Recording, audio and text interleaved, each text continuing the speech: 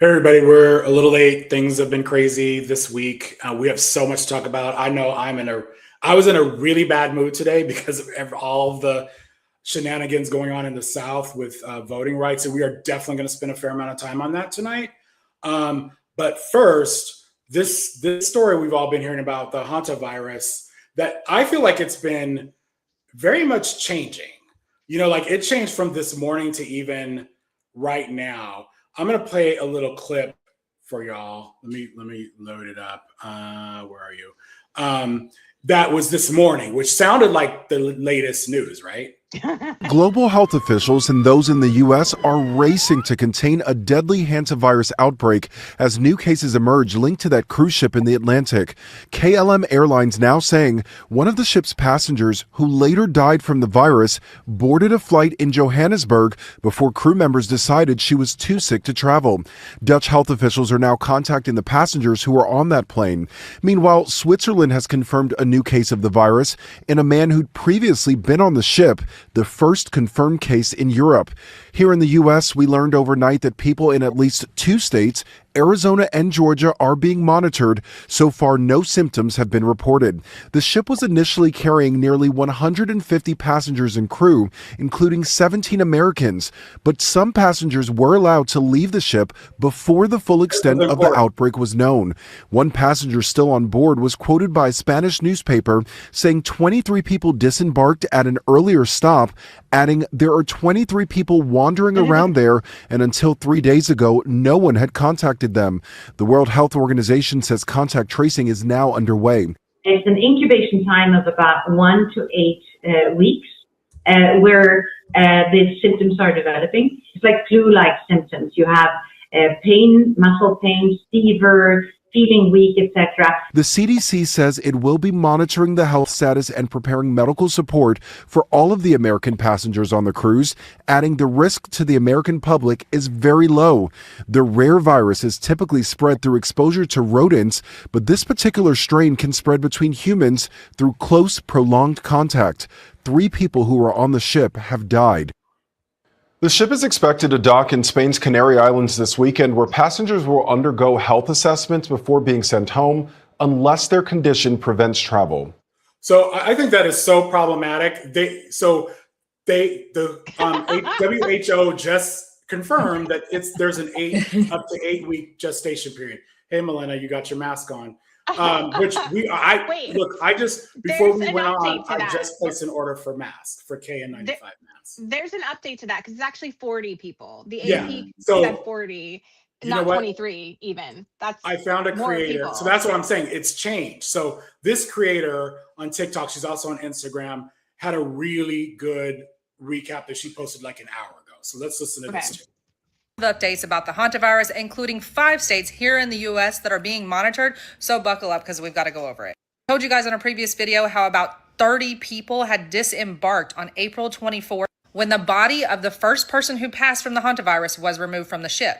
Those people have spread out all over, and these are the 12 countries that are being watched and traced. As of 7 p.m. Eastern Time, May the 7th, there are 5 states in the United States that are now being monitored because of contact cases. They include Texas, California, Arizona, Virginia, and Georgia. And let's talk about Georgia for a minute. 2 contact cases have been confirmed in Georgia. And apparently, one of the women made a post at some point that she has now deleted, talking about how she was on the ship but has no symptoms. Honestly, even if I did have her information, I wouldn't share it because there's so many people that are mad, I think it would endanger her.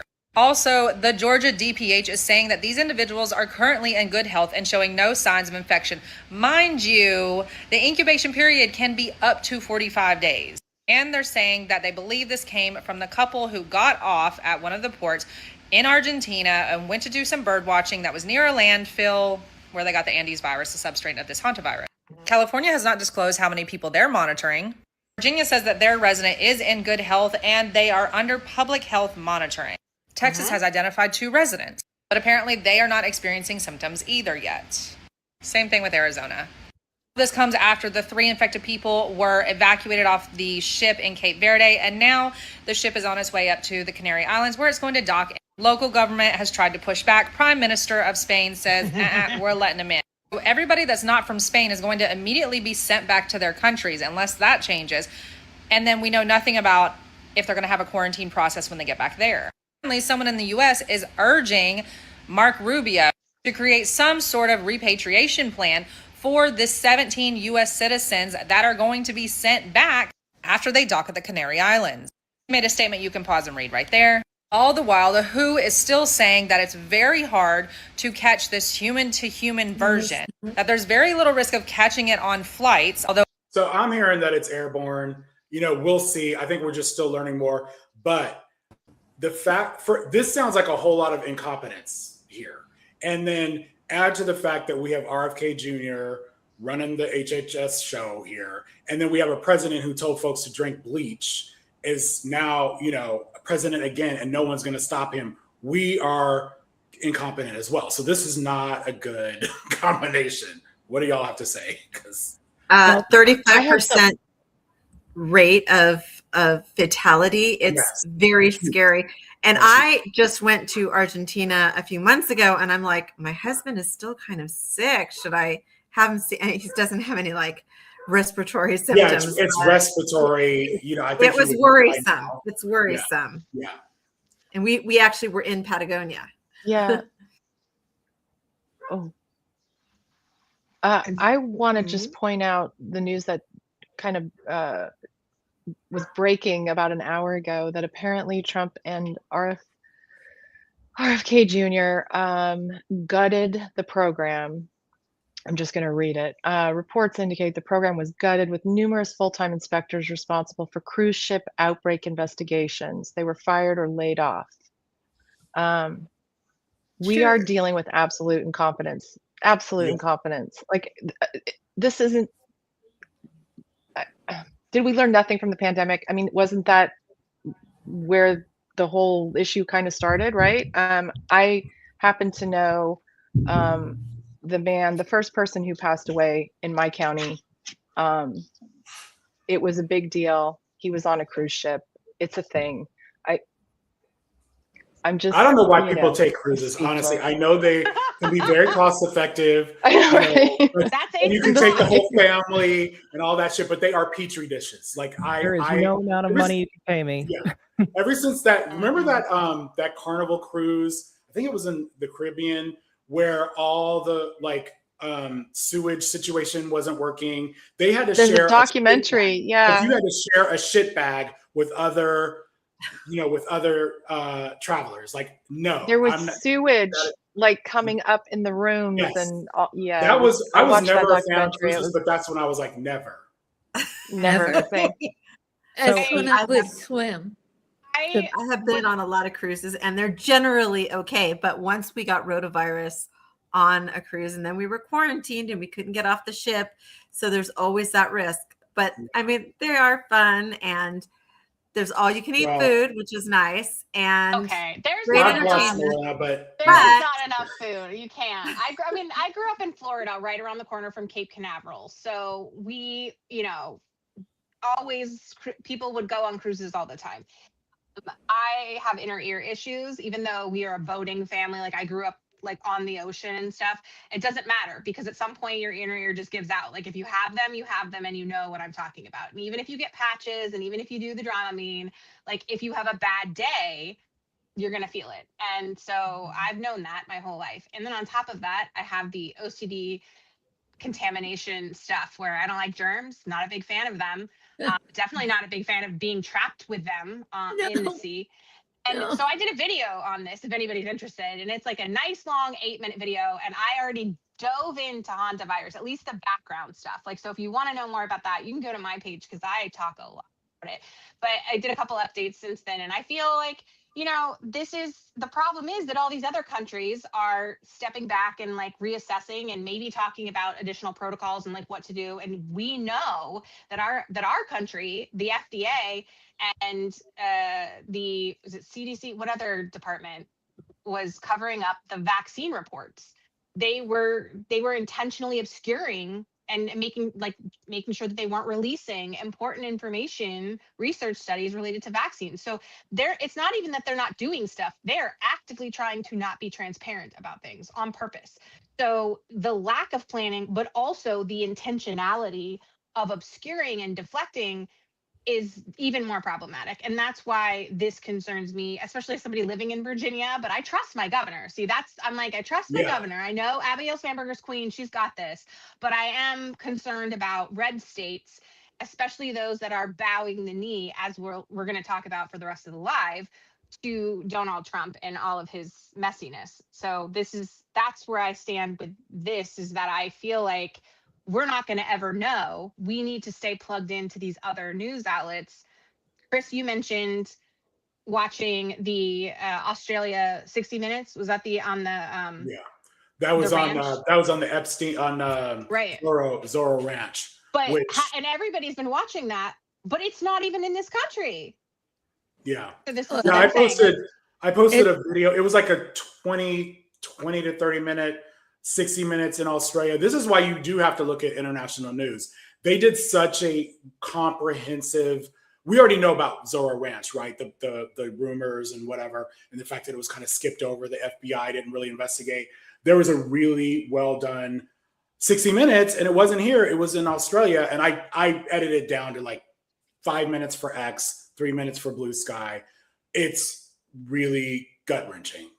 What they expose. So this is reminder, get all of your, be getting your news, not just from here, check multiple outlets. I mean, that's always best practices, is to check multiple outlets anyway. Most of us do that. We don't just get it from one source, we check many.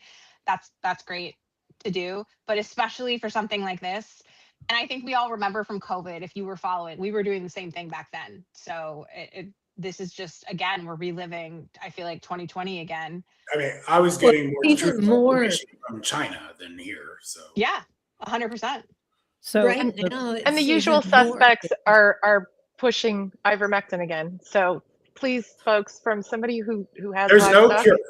So this is a really important point. There is no cure for this. There is no ivermectin. Horse paste is not going to help you. Yeah.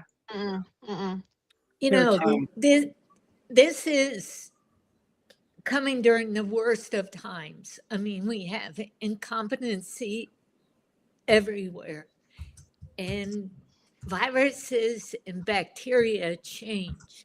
So they're talking about a virus. That virus could have mutated and changed to something else that they don't know about.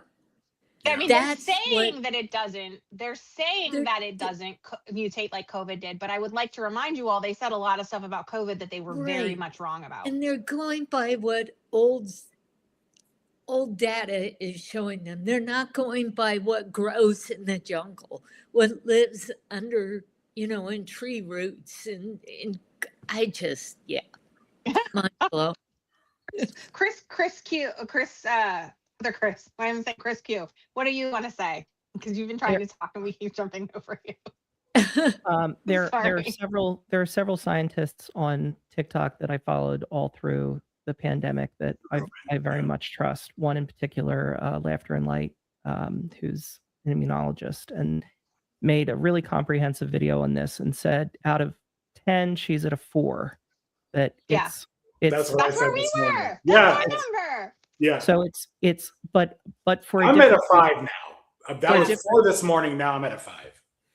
For a different reason than I think we're talking about. That she said, in terms of the virus itself, it's not measles. It's not COVID. It is typically not transferred between humans, and even if it is, you're talking about less than 1 to 1.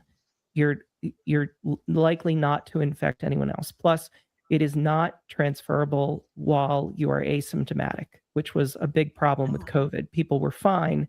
They felt fine, but they were transferring the virus. I was reading today that it was saying, and I sent Chris something from NBC News, right? And it said, I have the screenshot here, that the virus is most transmissible to other people in the early stages of the infection. So probably when you have mild symptoms, as opposed to when it gets worse.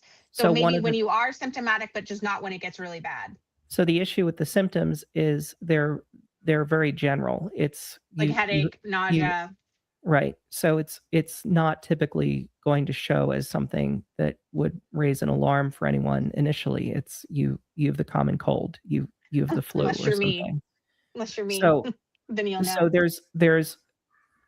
there needs to be an acknowledgement that this isn't something that is going to get out of control right away.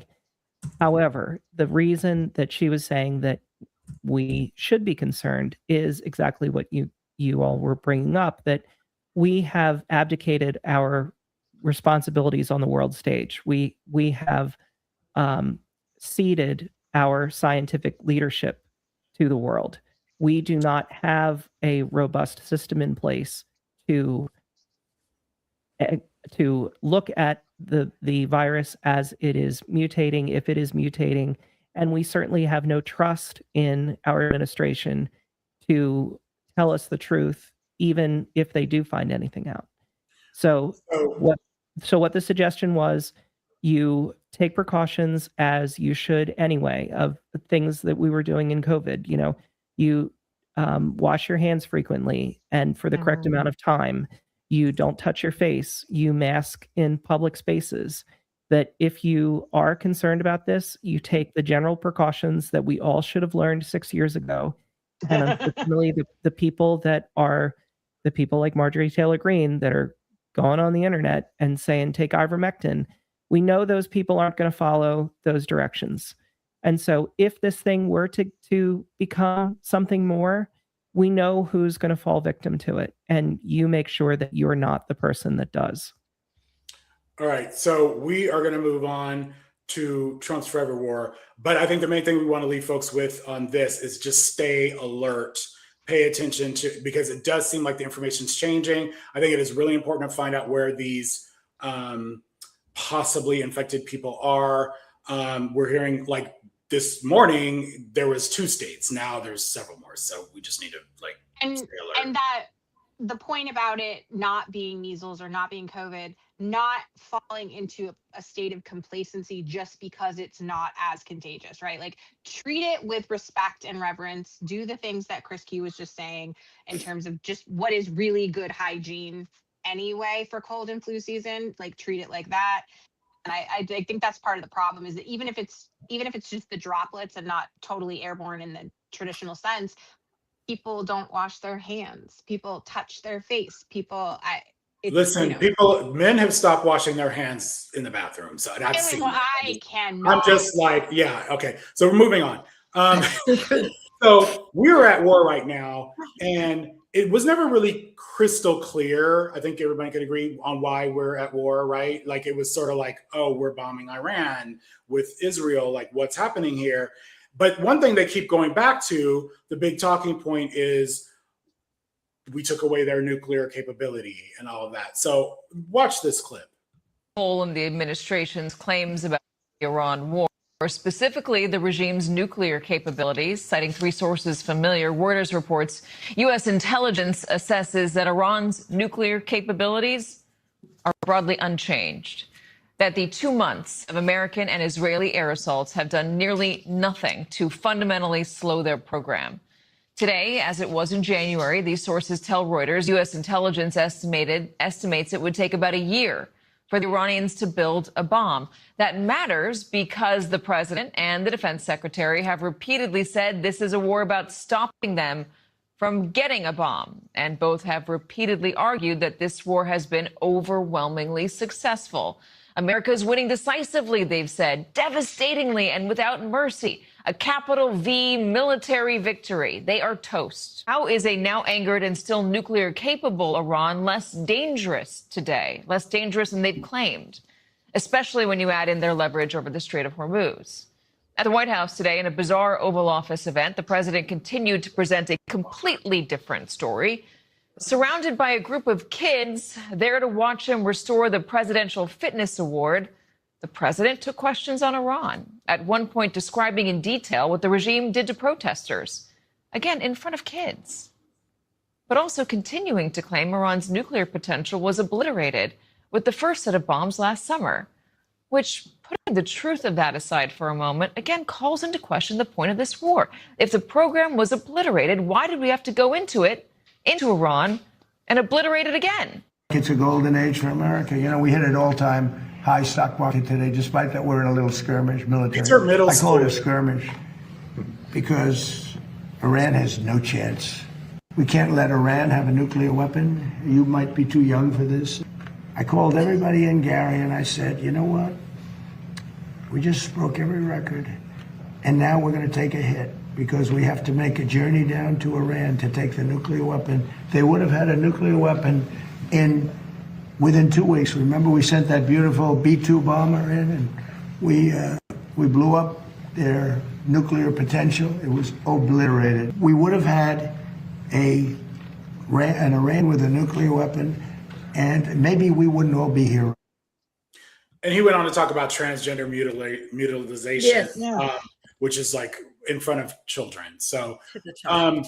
just to point out also, this war is very unpopular. It's not going to get any more popular. And I've been hearing, I don't know about you guys, he's talking about Cuba and shit. So, Yeah. you know, I don't know what's going on in his head, and I don't know why people are supporting him at all.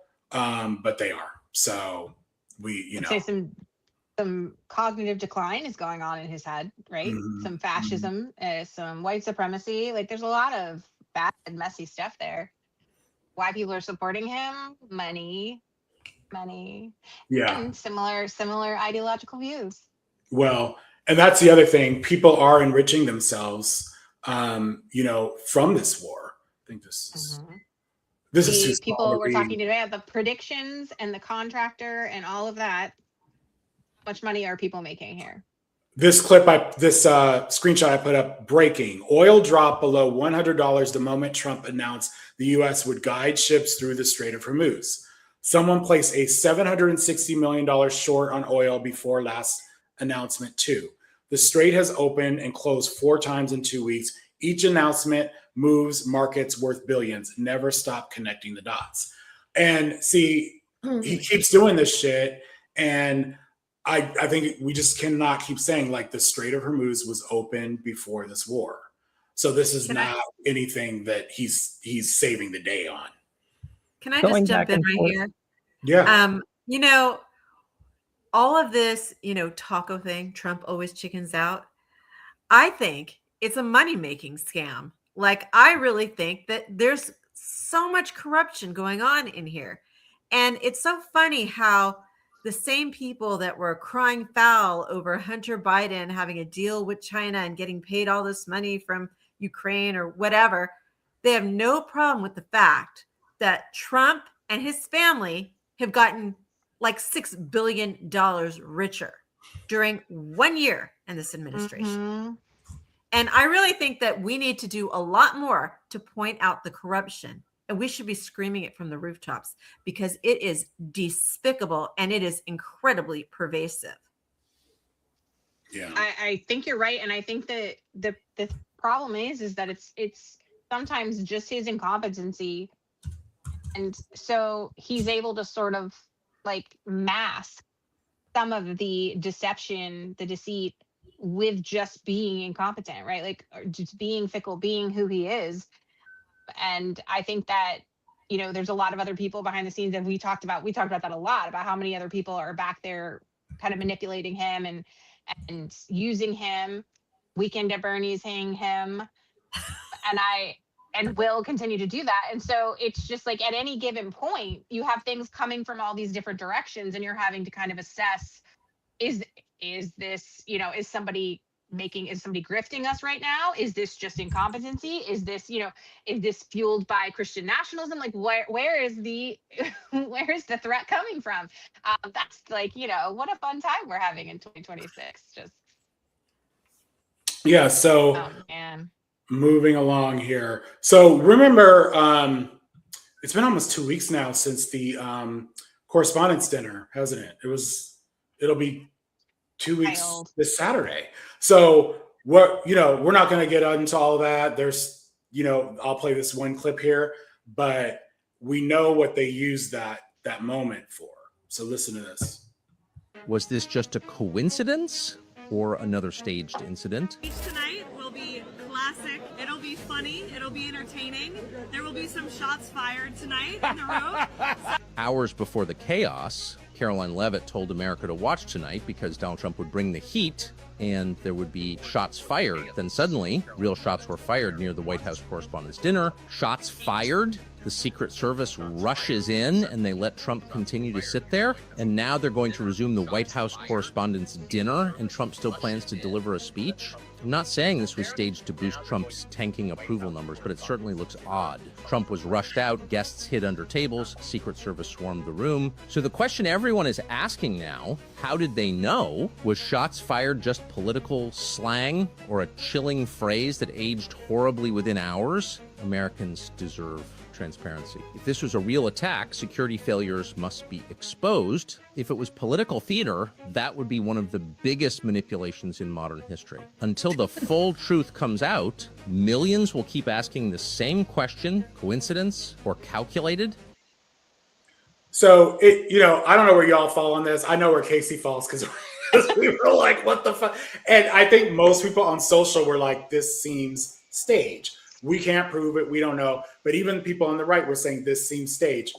I don't know the truth, but I do know all of these people, like an hour or two later, are all smiling as Trump is making the announcement, and he immediately pivots into, we need to fund the ballroom for security reasons, his Marie Antoinette ballroom. So that's kind of our segue here. Whether you think it was staged or not, we do know for a fact they are using this as a pivot point to fund this ballroom, which started off at, what did it start off at? I know at some point it was $200 million. $100 million. $100 million, then 200, then 400 million, and now what? $1 billion? $1 billion. And but that's not for construction, and that's just for security provisions. So I don't know if that makes you feel better or worse about it, but that it's actually not for the construction. That's going to cost dinner more. late last month. That won't cost taxpayers. They're very insistent. Republicans are very insistent that that the only thing taxpayers are paying for is the $1 billion for security. So not construction. And Mexico will pay for the wall. Right. No money for cruise ship cleaning, but we do have $1 billion for a grand ballroom. Priorities, right? And, that $1 billion they're taking from us after they cut Medicaid and the ACA by $1 trillion. And they're paying hundreds of billions of dollars for the war. And yet they don't have any money for healthcare, but they have tons of money for, repainting the bottom of the reflecting pool and an Arc de Triomphe for Donald Trump. And the Eisenhower building. It's crazy. He put his name on the Kennedys. The Kennedys, literally already named after another president. Already letters there. Don't need your name. So he paid for stuff. God knows how much that is. To add to it, nobody asked him to do that. Not a single soul. And he took taxpayer dollars and he added to it. So it's not even like he's like, what isn't named that I can add my name to? He's like, oh, this is already taken. Let me just throw up some more letters. It's so reckless in terms of spending. And this coming from the party that insists that they are the party of fiscal conservatism. Bullshit. They never have been. They were always about inflating the defense and making sure that their billionaire besties get paid, which is exactly what's happening. But now we've added in the predictions market. So we've got another revenue stream happening now that wasn't there as much in the Reagan era, right? That's more, what are we calling the real-time trading? What is that? Like on commodities? Yeah. Well, I know we have apps is what I'm saying. Day trader necessarily exists. Now it's accessible to everybody in a way that are you talking about the poly market? Yeah. Thank you. Kalshi. Thank you. Mm-hmm. Yes, Kalshi. Mm-hmm. And don't forget all the crypto. Right. Because yes, that's true. Companies can just invest in the president. Fake. Literally. If y'all have some time, like if we do go down a quarantine road, Gosh. might I add that you learn crypto, because when you really get into it and understand, like, and not just crypto, but like all of the different avenues of that, you'll want to punch something a lot. It's such a scam. Not the crypto necessarily, but I mean like the like what Donald did. What did he made a meme coin, the meme coin stuff that's Which like was adjacent to lost it. a lot of people a lot of money. Sorry. 95% of the value of their investment. Yeah. So watch this. Hey guys, Would actually be a sorry I'm beautiful late, but addition. I You gonna had a special visit with somebody, Okay. Did you and get got a bourbon? nice gift. So Is that the good stuff? what? Is that the good stuff? You know what? I bet you this stuff is better than the stuff that this guy gives out. Yeah. They're charging like crystal prices for like Dick Mist or whatever the hell you get at 7-Eleven in the cooler. That's what they're And the they're whole giving, I'm thing sure. myself will do Like a the big, bourbon equivalent beautiful room, but we could use it at the White House. Manischewitz. And if you've ever, and Milena knows, and if you've ever had Manischewitz, that is just god awful. I used to steal it from the temple kitchen when I was a kid and ditch Holocaust, which is terrible, but I did ditch Holocaust classes because it was depressing. But I did go to some of them, and it made me, Is that like kind of the Catholic fighter that I wine? used to. I know Chris Webb is Catholic. I don't know who else is Catholic here. Surely somebody else is. Like that is that like communion wine? Is it the same Kind thing? of. I don't drink the wine because I'm not sharing. Chris, I don't know if anybody else can hear you. I cannot. You can't hear You're me? gonna have to go back out and come Yeah, back we can in. hear you. All right, I'll go back out and come back in. Sorry, Adam. Can you guys? All right. Well, anyway, let's watch this clip. This is ballroom shit here. It would actually be a beautiful addition. It's going to cost nothing. I'll spend the whole thing myself. It will do a big, beautiful room, but we could use it at the White House. We're going to introduce legislation that would authorize $400 million to be spent to secure to build the presidential ballroom. I'd like to vote as soon as possible to accelerate what America needs: a secure facility for the president and others to meet in, to have a good time. I mean, to have a good time, and it was supposed to be Donald Trump was supposed to fund it with his donors, corporations, billionaire friends. And I remember I was saying all along, those are pledges. That's not actual money. I don't think he's gotten any of that shit. And now they're in a panic. They tore down the East Wing, and here we are with nothing, just a vacant space. No one asked for this. And have No you guys one. been hearing there's discharge coming from the construction site, like toxic waste? What? Yeah. Yes. I was gonna go down there and take some footage because I wanted wear to a see photos of mask. it. Get And your hazmat suit. you can't see from like for a lot of this, you can't see driving around. You have to actually park and go. Like if you're looking at the reflecting pool, or if you're looking at like over where the East Wing was, by the White House. That's the whole point. By design, you can't get there with car very easily. You have to park and walk. So I was gonna take a camera and go like take photos of all the construction stuff or video. But I'm kind of worried now that I am gonna be super depressed. Well, what about the golf course where they dropped a lot of that stuff?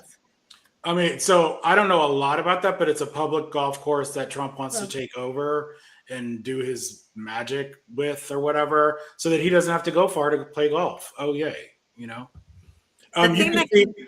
Sorry, I was just going to say, look at this poll here. This is not popular. The Ballroom Project, his arch that Milena mentioned, and his signature on the, we're going to have his name on our money. No, and his face on our passports. Yeah. For some people's special edition passports. The thing that concerns me and worries me is that he wants to spend $1 billion to make this into a bunker. Yeah. Why does he want to spend $1 billion? So he can just lock himself in there and never leave. That's my concern. That's my concern. After how many times did they say Biden was in the basement when he should have been leading?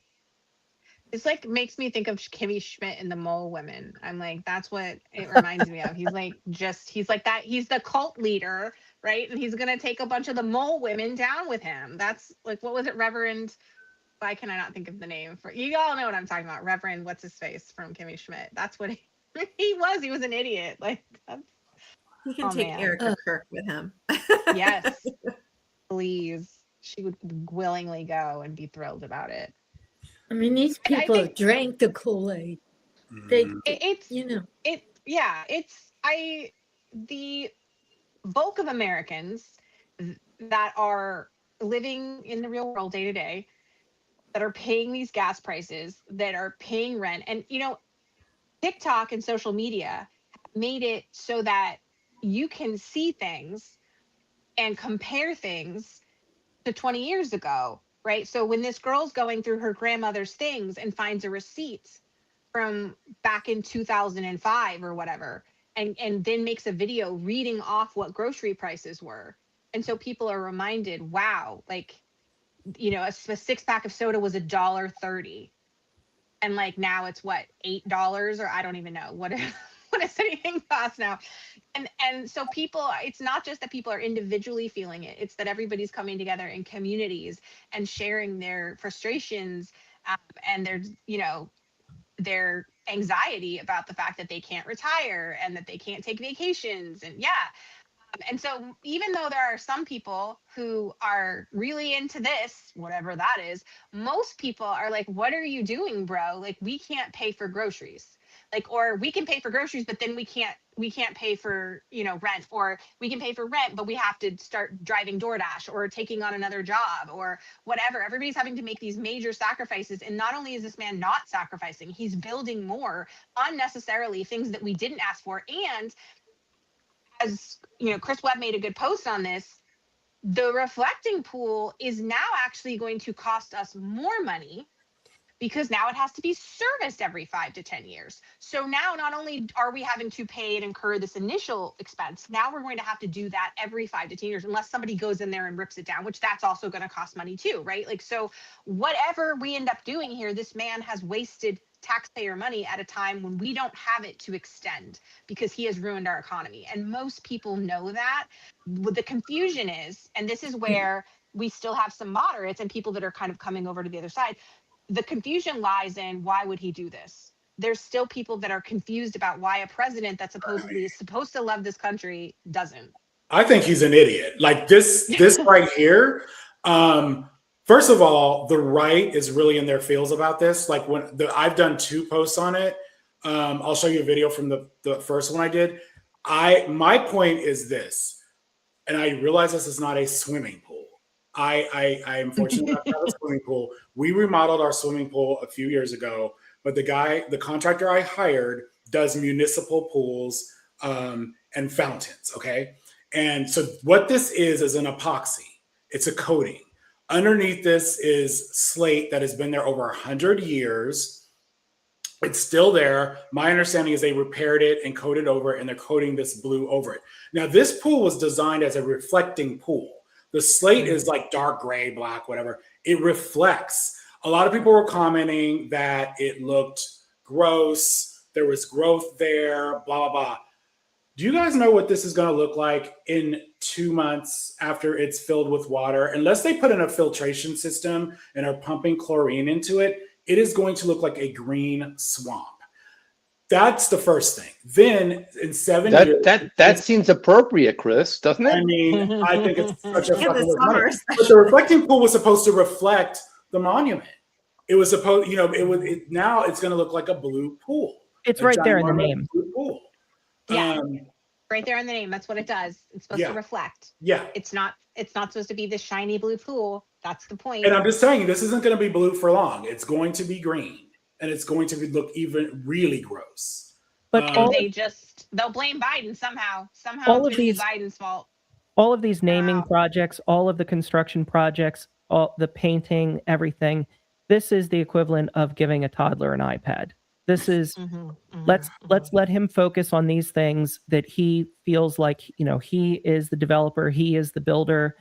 so that we can run the real stuff in the background, because clearly he is not able to do that. And he's a narcissist. He's a narcissist. He's dying, and he knows that he's dying. And he's made references to that. We've talked about it here on the live, and it's always usually near the bathroom on the plane. And I don't know why, but like he's always talking about like existential things there, and how he's not getting into heaven or whatever. So we know like he's been told that he's ill. He knows he has health problems, and so he's like, I have to leave a legacy so people don't think that. I mean, I want to be remembered. I want to be the problem after this is all said and done, and he will. And it's going to take, as we go through and talk about other things that he's done, because pretty much everything stems back to him or the Republican Party for what we're talking about today. And the things that he's done are going to take generations to fix at this point, like to really rectify. So we are going to have memories of him. I got into sort of a depression for like about an hour last week. We didn't have the live, but it was like realizing that like the passport thing and the money and like all the, like anything that he can get his name on that's going to be in circulation, like passports, whatever, there's still going to be essences of him. Like even if we try to forget him and try not to think about him, there's still going to be and I was like, oh my God, like we're not going to get rid of this man. And that's what he's doing on purpose. So that's, I think a lot of this too is just, I want to be there even when I'm not. Even you know what though, Casey? We shouldn't forget him. We should remember what he did to our country and how he destroyed our country. And I showed my little stickers, putting these up at gas stations and on supermarket shelves. $5 for a thing of raspberries that cost me like $3 like a month ago when it was even less in season. I mean, people should not forget. And that's like the reason why I was saying I was in a Holocaust class. You should not forget the evil. And so when I see those dollar bills, I'll say, all right, isn't evil fuck on them? Excuse my language. I don't think we'll forget, because he's cost lives. I mean, he really has cost lives. And but I will say that I want, I don't really think we should be focusing on 2028 by any means, but whoever that person is, they need to be actively talking about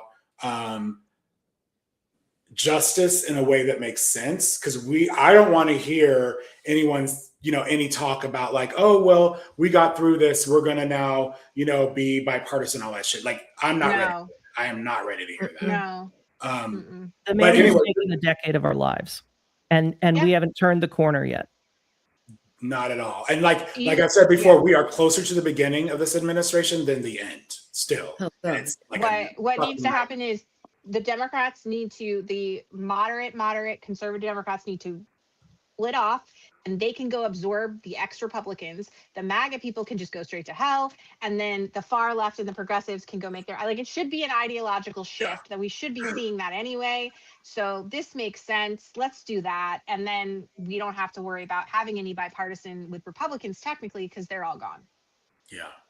Let's watch this clip that we kind of hinted at before, but to me, this part takes it to a new level. This man is not well. They would have had a nuclear weapon within 2 weeks. Remember, we sent that beautiful B-2 bomber in, and we blew up their nuclear potential. Don't forget, they killed 42,000 people last month. 42,000 unarmed protesters. And when they start shooting them right between the eyes, and you see a guy fall and another one fall, and you have no guns. When you have transgender mutilization, don't listen to this, kids. Of your children, transgender mutilization of your children. That's not a word. So he knew he shouldn't have been saying that in front of those children. Right. It occurred to him after he'd already said this. That's the thing. He's slow. His mind's too slow now. And this is what I've been saying time and time again. It used to be that he could say things or go off the cuff, and he would leave his speech, and we would usually know when he did it, but he could still say, now he can't fuck up in real life because he can't correct himself. He can't turn the ship back in time. And also I would like to point out, this is very evident that he has never raised a child himself. He's never parented. It's like he's never been grocery shopping.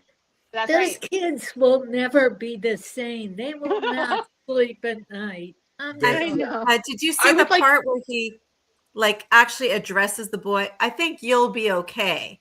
Like he asks him what Yeah. sport he was in, and then he goes off and talks about transgender children in sports.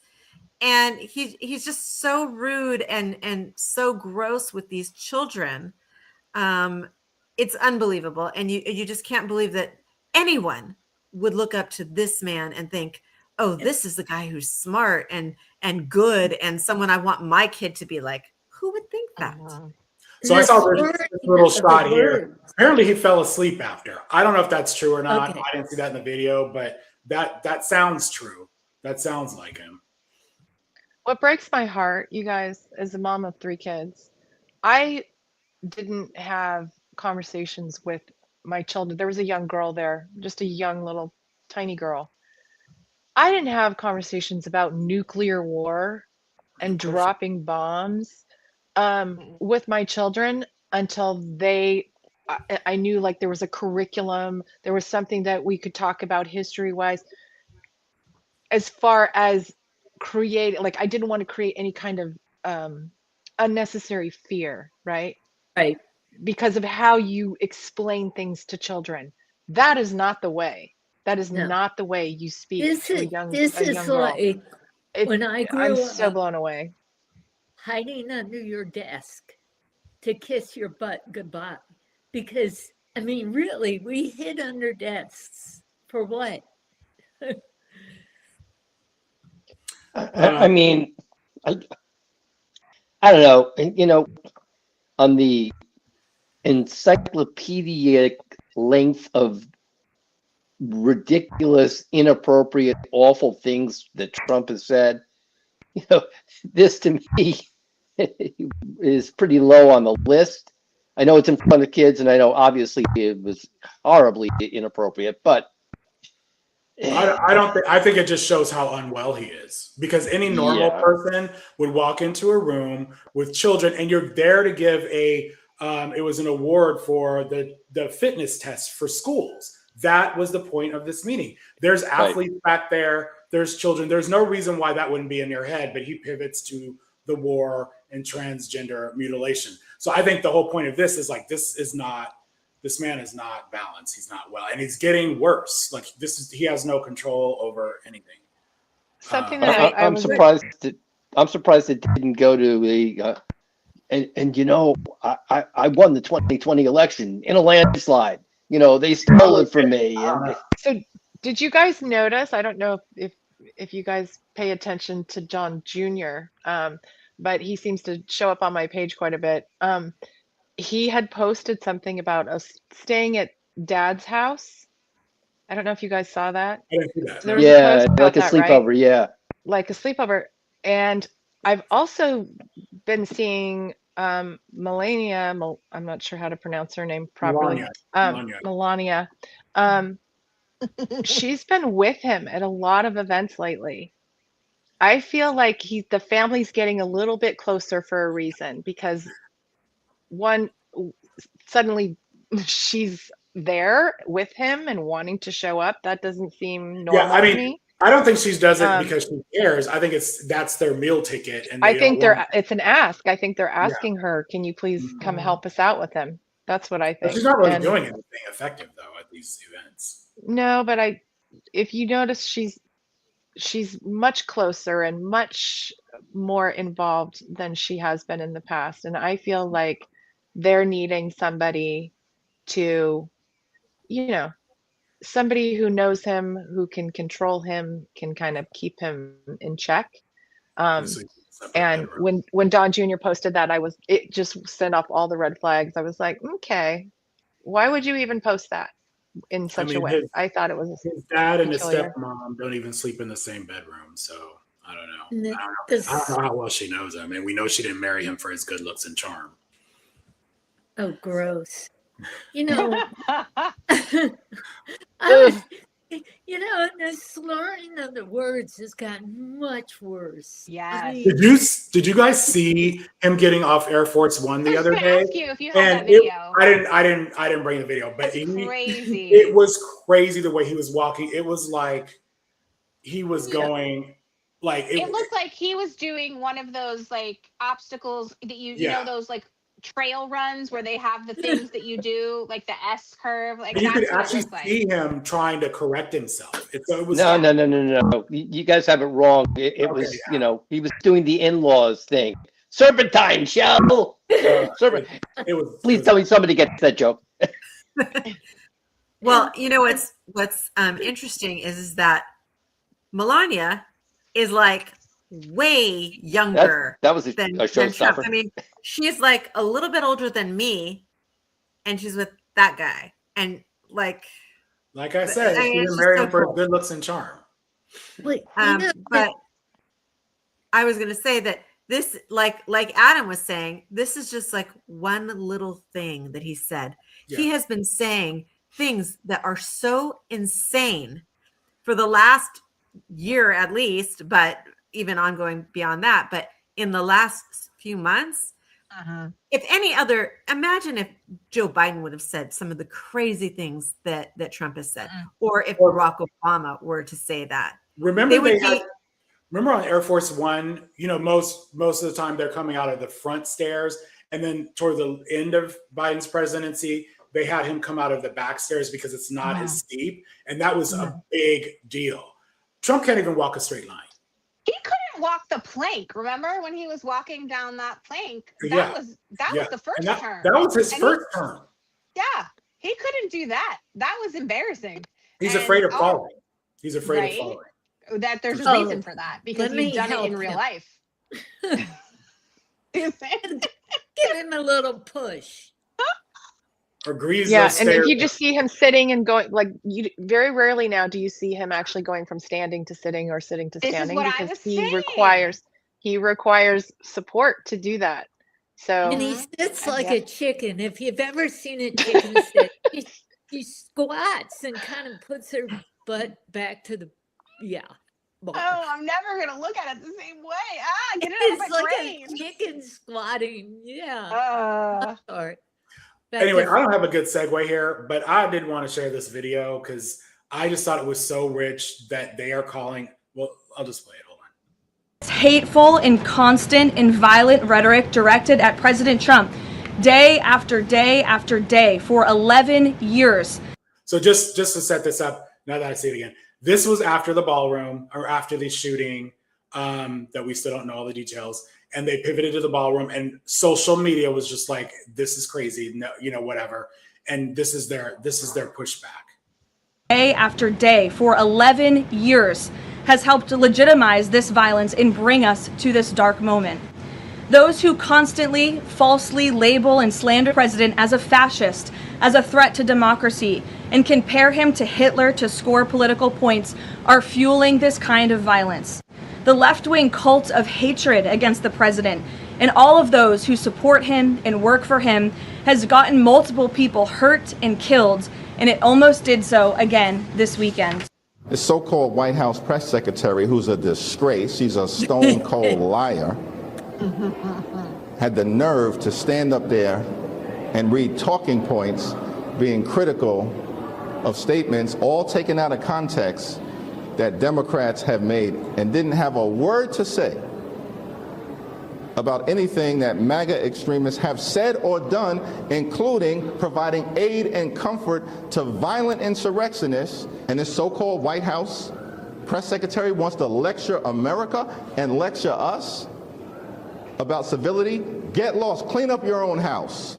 I have a list here, actually, of some of the words he's used to describe the left. He has called them scum, vermin, terrorists, radical, lunatics, demonic, evil, garbage. I'm not done yet. The enemy of the people, enemy within, treasonous, lowlives, fascists, Marxists, communists. And on top of that, it's not even just the words that he uses. When we look at what is going on with political violence in this country, Trump, when he had a moment to say, hey, the attack against Paul Pelosi was wrong, what did he do? He mocked it, and so did other Republicans. They made light of an attack on Nancy Pelosi's husband when she was the target. He celebrated the deaths of Rob Reiner, who him and his wife were murdered by their son. He praised the death of Robert Mueller, his perceived political enemy, someone who is simply doing their job by having to investigate Donald Trump. And remember this post when Robert Mueller died, he was like, good, I'm glad he's dead. So like, I don't think they're in any way to lecture anybody. And not to mention, he's going after the Pope. He's going after the Pope, and he's posting pictures of himself as Jesus. I mean, Well, Marco that's Rubio not is crazy. going to make all that better. That he's over there now. He's going to make that fine. So he is really helping Democrats for the midterms, in my opinion. He's There was- incredibly unpopular. Last week, or not last week, but 2 weeks ago when we were on, we showed how his popularity within his own party, it's still relatively high, but it was in the 90s before. Now it's in the high 60s. That's huge. I think you're muted, Casey. Hold on. Oops. See, you're muted. I don't know what's going on with your mic. Anyway, so he's extremely unpopular. This is his. I'm not a fan of performance. Rubio, but I felt safer with him there than JD Vance. I have to be Oh, with honest. the Pope? Yeah, at least it wasn't the kiss of death. Right. All right. There was an incident, I think it was when he went to check on the reflecting pool. He ripped into a female reporter. I didn't see that. Yeah, just lit into her. And Casey stepped out, but she's talking about going to visit the White House, the construction. I actually want her to go to that reflecting pool and report to us on what that's like. I don't know if you guys saw this, but this is, to me, I really liked. I'm going to show you a clip of Marjorie Taylor Greene, and I'm not trying to promote her, but I think what she said, like she's basically spilling the tea on Congress and Trump. And I think I think it's kind of an important point because she's confirming as an insider what we already know. And I do feel like she has a fair amount of followers within her own cohort. And so I thought this was kind of like a point. And then I heard back from Donald Trump. And I've saved these text messages. I'd probably get put in jail if I released them publicly, but I saved them. Where Donald Trump proceeded to tell me that it was my fault and that I deserve it. If my son gets killed, I deserve it because I was a traitor to him. That is our president of the United States. That's the man that says MAGA is whatever he wants it to be. That's the man that we elected to change everything. Well, he certainly changed everything for me. And I'll tell you, not only was it Donald Trump that changed everything for me, it was serving in Congress in the Republican Party that changed everything for me. It was seeing on the inside what a bunch of liars they all are. Not just Republicans, but Democrats too. They have no intention of doing the things that they promise you on the campaign trail. None. Right now, we have a Republican president, a Republican House, and a Republican Senate. They have the power to do everything they want to do right now. And they refuse to do it. Do you want to know why? They're bought and paid for. They are bought and paid for. They don't work for you. They work for the giant industries that fund their campaigns. They work for the special interest groups that give them fundraisers. They work for the lobbyists that make best friends with them because many members of Congress are lonely in Washington. They're easy to make friends with. They're away from their homes. They're away from their families. They're away from everything that made them who they are. They're taken to Washington, D.C., which is an international city. It's like a foreign country. Washington, D.C. is a foreign country. It's run by a foreign country. It is. It's run by the secular government of Israel and some other people and some other things. So her anti-Semitism. But it is. But still. And that's where they're taken. And so they're so easily taken advantage of. And one member of Congress can fund their entire campaign for their next reelection cycle in just a few fundraisers in Washington, D.C. It happens all the time. So when your member of Congress or your senator comes back home and they're claiming how they're there for you and representing you, most of them are not. They're not. They're representing the people that they see in Washington, D.C., and they don't see you there. So I was kind of happy seeing that, but I will say 100%, she is not really seeing the light. She is trying to distance herself from Trump. She's running for office. How long has it been since I said that? I wish I had somebody who could keep track of what I say, because I know that I've been talking about that for a long time. She has been rebranding on her rebranding tour, and the whole both parties thing. Like, she's tapped into the fact that that's a real popular. There's a lot of people that are disenchanted with both parties, and she's going to come in and capture those people and their sentiments, which are that they're not doing anything for you. So, this isn't surprising. Oh my God. All right, guys, we're gonna, unless somebody has something else to add about Marjorie Taylor Greene, we are going to talk about voting rights and the racist attacks going on in the South that is just unfolded in record time. Whose music am I hearing? Who has a ringtone like that? That's kind of pretty. So anyway, a couple of months ago, y'all might remember Indiana, a bunch, states were talking about redistricting.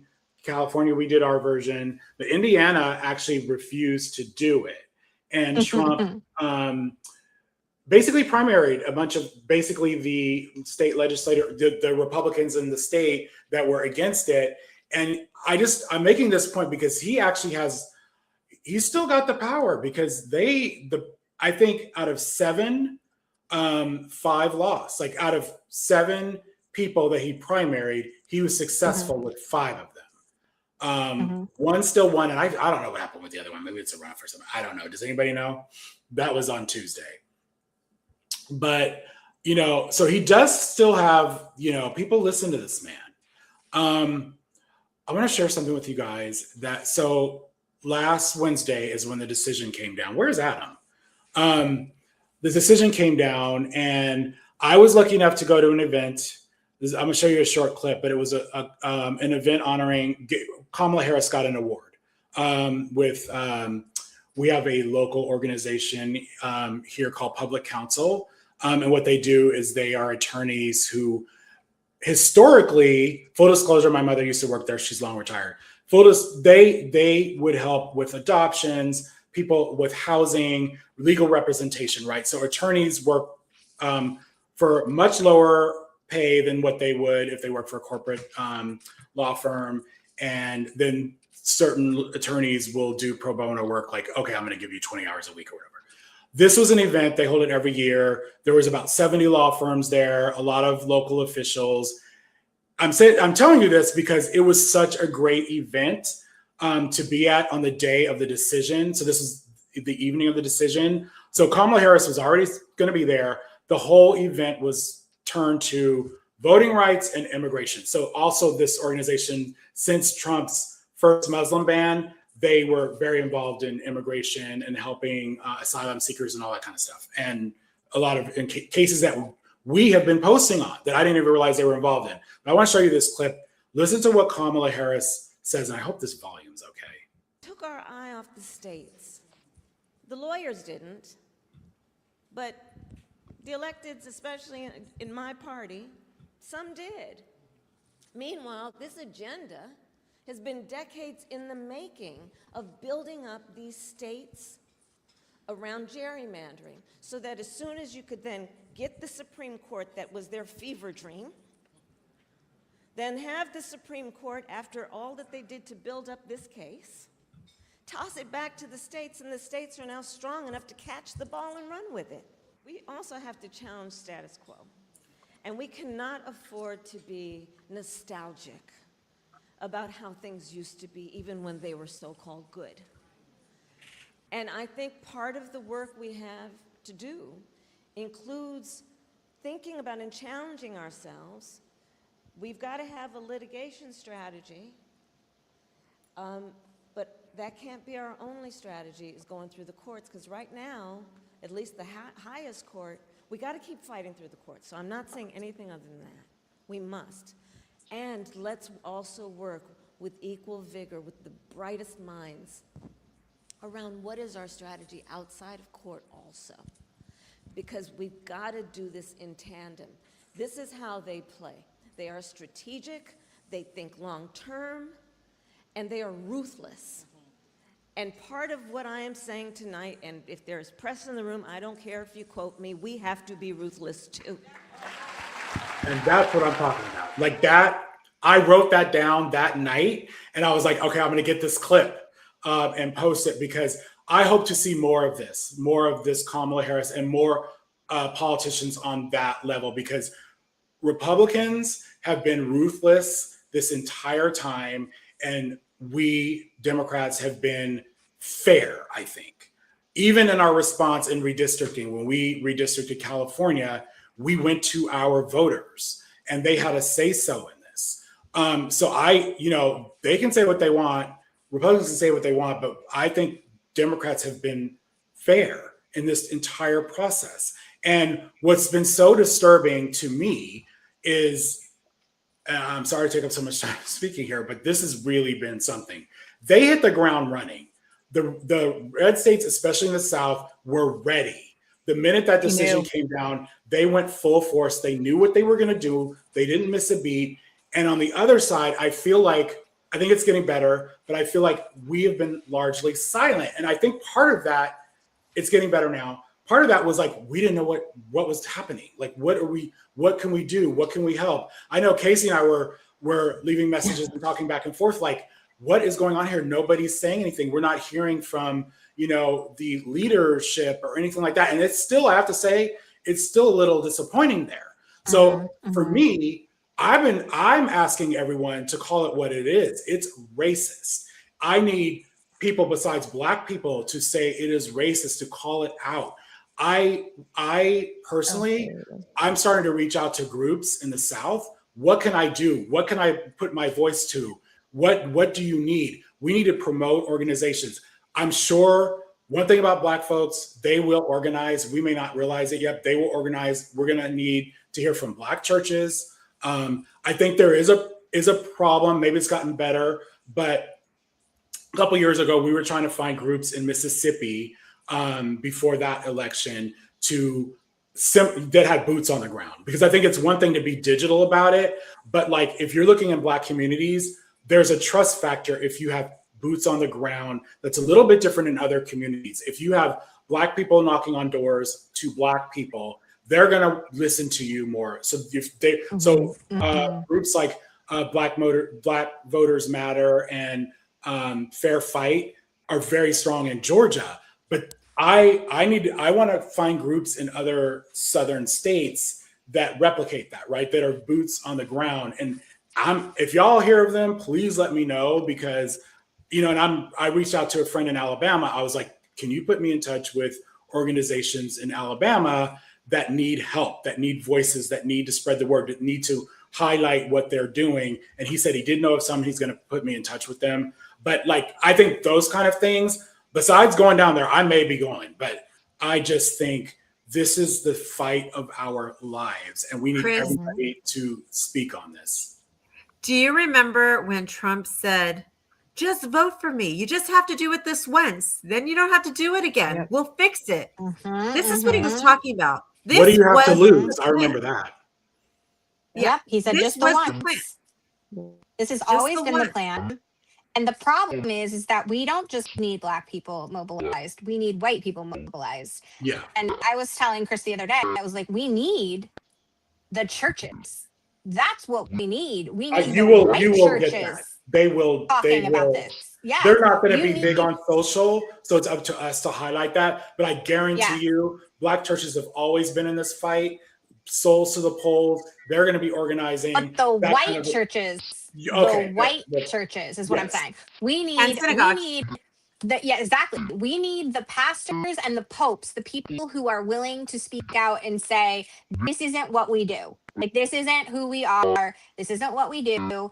And up until now, there's been this, we're not partisan. We're not, that's where it has to change. And even if it's not necessarily the pastors spreading the message, it's the church groups, right? We need the people in the groups being mobilized. So this is where my melanin deficient friends need to kind of come together and these conversations that before it was, well, we don't really talk about politics. Yeah, you do. Yeah, you fucking do. Now you do. Because if you don't, we're not going to be able to talk about it at all, because they're going to take that from us, because it's not going to just stop with Black people. It's going to keep going. And then it's going to be, you know, like what they just did with Senator Louise Lucas, where they raided her office because, you know, she was an enemy of this president because she was leading the redistricting effort. She was complicating their congressional takeover. So he went after her. And they're going to start coming after people who it's going to be McCarthyism 2026. This is not, and most people that have watched this unfold know that this is coming. And maybe, you know, Chris and I were talking about this, maybe that's partially why we're seeing sort of a dulled response in some respects, is that people sort of anticipated this and they're kind of numb to his antics at this point. But I do feel like some people just don't necessarily understand the ramifications of this. People don't understand how this is so significant. They don't the Supreme Court case is complicated. Gerrymandering is confusing. Like, they're framing it so well. Also, because again, Republicans and their messaging is better than the Democrats. So they got out there and immediately started saying, what we're doing is anti-racist. Like, what we're doing is the opposite of racism, because we're eliminating racial gerrymandering. Because look at what Tennessee did today. And I just made a video on this, and I called everybody racist because they went in intentionally to crack, to separate, to cut in half a majority Black district. That was intentional. That's on purpose. That's not just like, let's see how the cards fall. We ran to the state legislature as soon as we had permission to eliminate those voices. So this is kind of they voted during a tornado. A tornado. In Alabama, they voted during tornado sirens. So for all you people in the comments that I know are doing really good work, I know you are because you're coming every week and you're listening to this. I encourage you to work with friends who are on the cusp, who are angry, who are upset, who are passionate, who care about this, that maybe before weren't necessarily ready to have conversations with their other friends, but now maybe they are. So this is where we have to start encouraging and giving other people confidence to get involved, because that's where the coalition building is happening in your communities, with people that are angry and frustrated and upset about what they're seeing, and maybe they didn't know what to do before, but now you're like, I got you. Here's some people that I want you to amplify. Here's some creators I want you to follow some Black creators who absolutely know what they're doing because they've been through this before, or they're, you know, the people of the generation before have and taught them. And like Chris, I'm gonna let him talk about this because he has a really good take on it, but he's talked a lot about how his family speaks on these things and have always talked about these things because it impacts them. Whereas the white people, we don't have these conversations on our dinner tables, right? Chris, that's what you were telling me. You know, I'm not saying all Black families do this, but most people I know, you know, this is also why I get so upset with like single issue voters, because we don't have that luxury. We have skin in the game, and you know, Black families, Black people, they vote for their survival, to be honest. And so which candidate aligns with my interests, with my, you know, continued freedoms? I'm not going to be like, if you took AIPAC money, that does matter to me, but that is not stopping. Like, if you're on my side on most of the things, like, that's what I care about. Okay. And I don't care about all this nonsense about like, oh, we can't do this because they did that or whatever. I just want to remind people too, for every dollar that Democrats get, Republicans get 5. And that is what we are dealing with. So when we have these purity tests, that's why Black people don't play in that game that much. Like, we're not like, you need money to run. There, you know, I have my own red lines. I don't want, dark money sucks. And if it's a special interest group and you change your views because of that input of money, that's not okay. But you have to get funding. And to Casey's point, I've been saying this online. I wrote a Substack about it. I've been saying it to folks. Black people hand these stories down through their generations, through families. These are our kitchen table issues, right? And you know, younger generations, like my son was a Bernie supporter.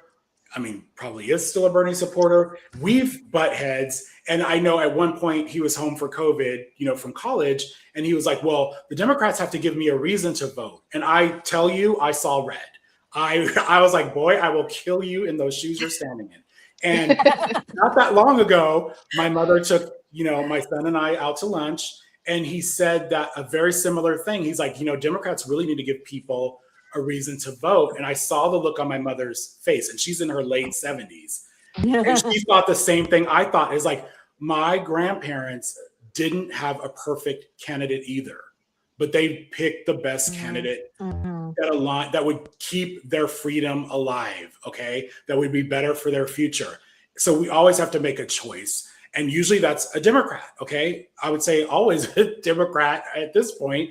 And I've said before, like, I think Republicans could actually swing elections with Black voters, because a lot of Black voters have conservative values, especially when it comes to social issues, but we're not voting for bigots. And so, if they just acted normal, they might get enough Black folks really in this, to align with them. But right now, they're working on it. They're working on it behind the scenes, because I haven't released all the information, but they are 100% have PACs ready. They are targeting Black voters and trying to convert them to conservatives. They've got a whole pitch. So it's happening behind the scenes. And like Kamala just said, everything they do is long term. Yeah, so keep even me though posted right on now, that, because I don't know. Like, I find it hard. They're not going to swing that many voters.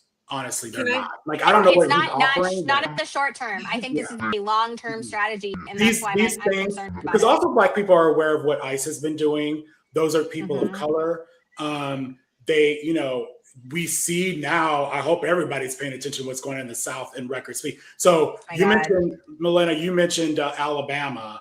Let's watch that clip. So my friend in Alabama made me aware of this early yesterday and was like, I think it was you, Michelle, that was talking about so he said there was a fire alarm pulled, but there was actually a tornado going on. So both were happening. Yeah. Chris, before you start that, I just want to say, from the bottom of my heart, thank you for sharing that clip of Kamala Harris, because I literally felt chills when she said, we can't be nostalgic. Yeah. That, as somebody who's involved in my community voting, voting groups, trying to get people registered, etc., there is this sort of vibe of like, the pendulum swings both ways at some point. Stop it. Yeah. Stop it. My neighbor said that to me, and I tore his head a new one. We really, when you mentioned registering voters, that is something that every single person that cares about democracy needs to really focus on. Registering voters, getting involved with campaigns. We are in an emergency situation. And when you think of all the people who bled for our rights, who went and died for our rights. Thank you. The civil rights leader who died, their heads got smashed in, like John Lewis. Yeah. We cannot just sit back. Marcus Garvey, Martin Luther King, John Lewis, goes on and on. Malcolm X. Tennessee just got rid of that's insane to me, that the state where he was assassinated now does not have a majority Black voting district. Like, that's... we're going to talk about Tennessee because there's something really alarming there. But let's just do this Alabama clip real quick. Okay, so now they did they were going to do the cloture. Now they just going to take the vote over us.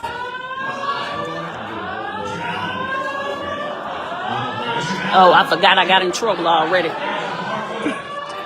So now y'all can see. Look at the mayhem. The mayhem. So some people have left. But we all in here. We all in here. That's right. I know that's right. No!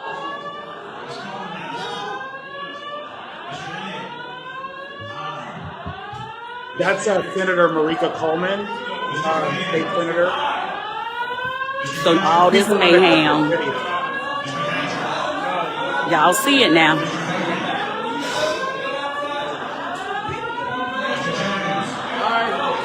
So They know that we need to be in the basement.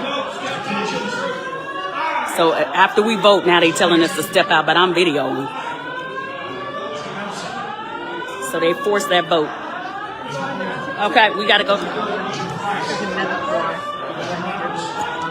Listen to the background. Listen to what they're saying.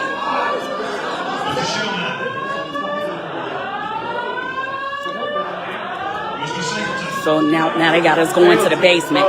Singleton! No.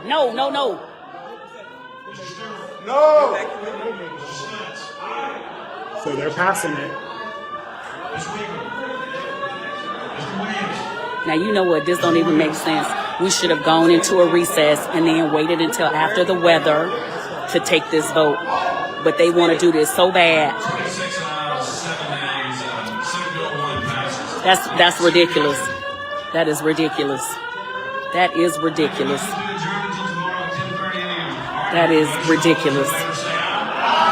That is ridiculous. So we have adjourned. They forced that vote while we're all running to try to go to the tornado. So they did it. And just to let everybody know, that was Senate Bill 1, a redistricting trigger law designed to blow up the court-ordered maps and rush through an emergency election if they win their challenge to the Milligan ruling. So this is not final yet. I don't know, Adam, I don't know if you have anything to add to that, or anybody, but actually, I think that the governor already signed it. Yeah, so that it is law. I mean, you know what? Stop being babies, everybody. You want a reason to vote for a Democrat?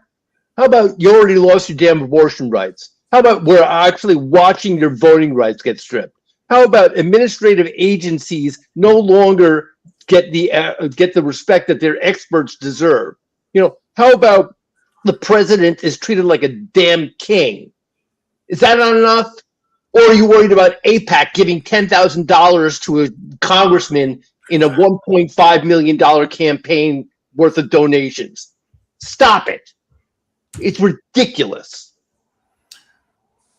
Yeah. Or the fact that those went in and got all of our data, and now a lot of that is on the dark web. And they're going to start using that data to track people down and lock people up and put them in detention centers. This is kind of a good overview. This clip, Maddow, I think it was Monday. It was Monday.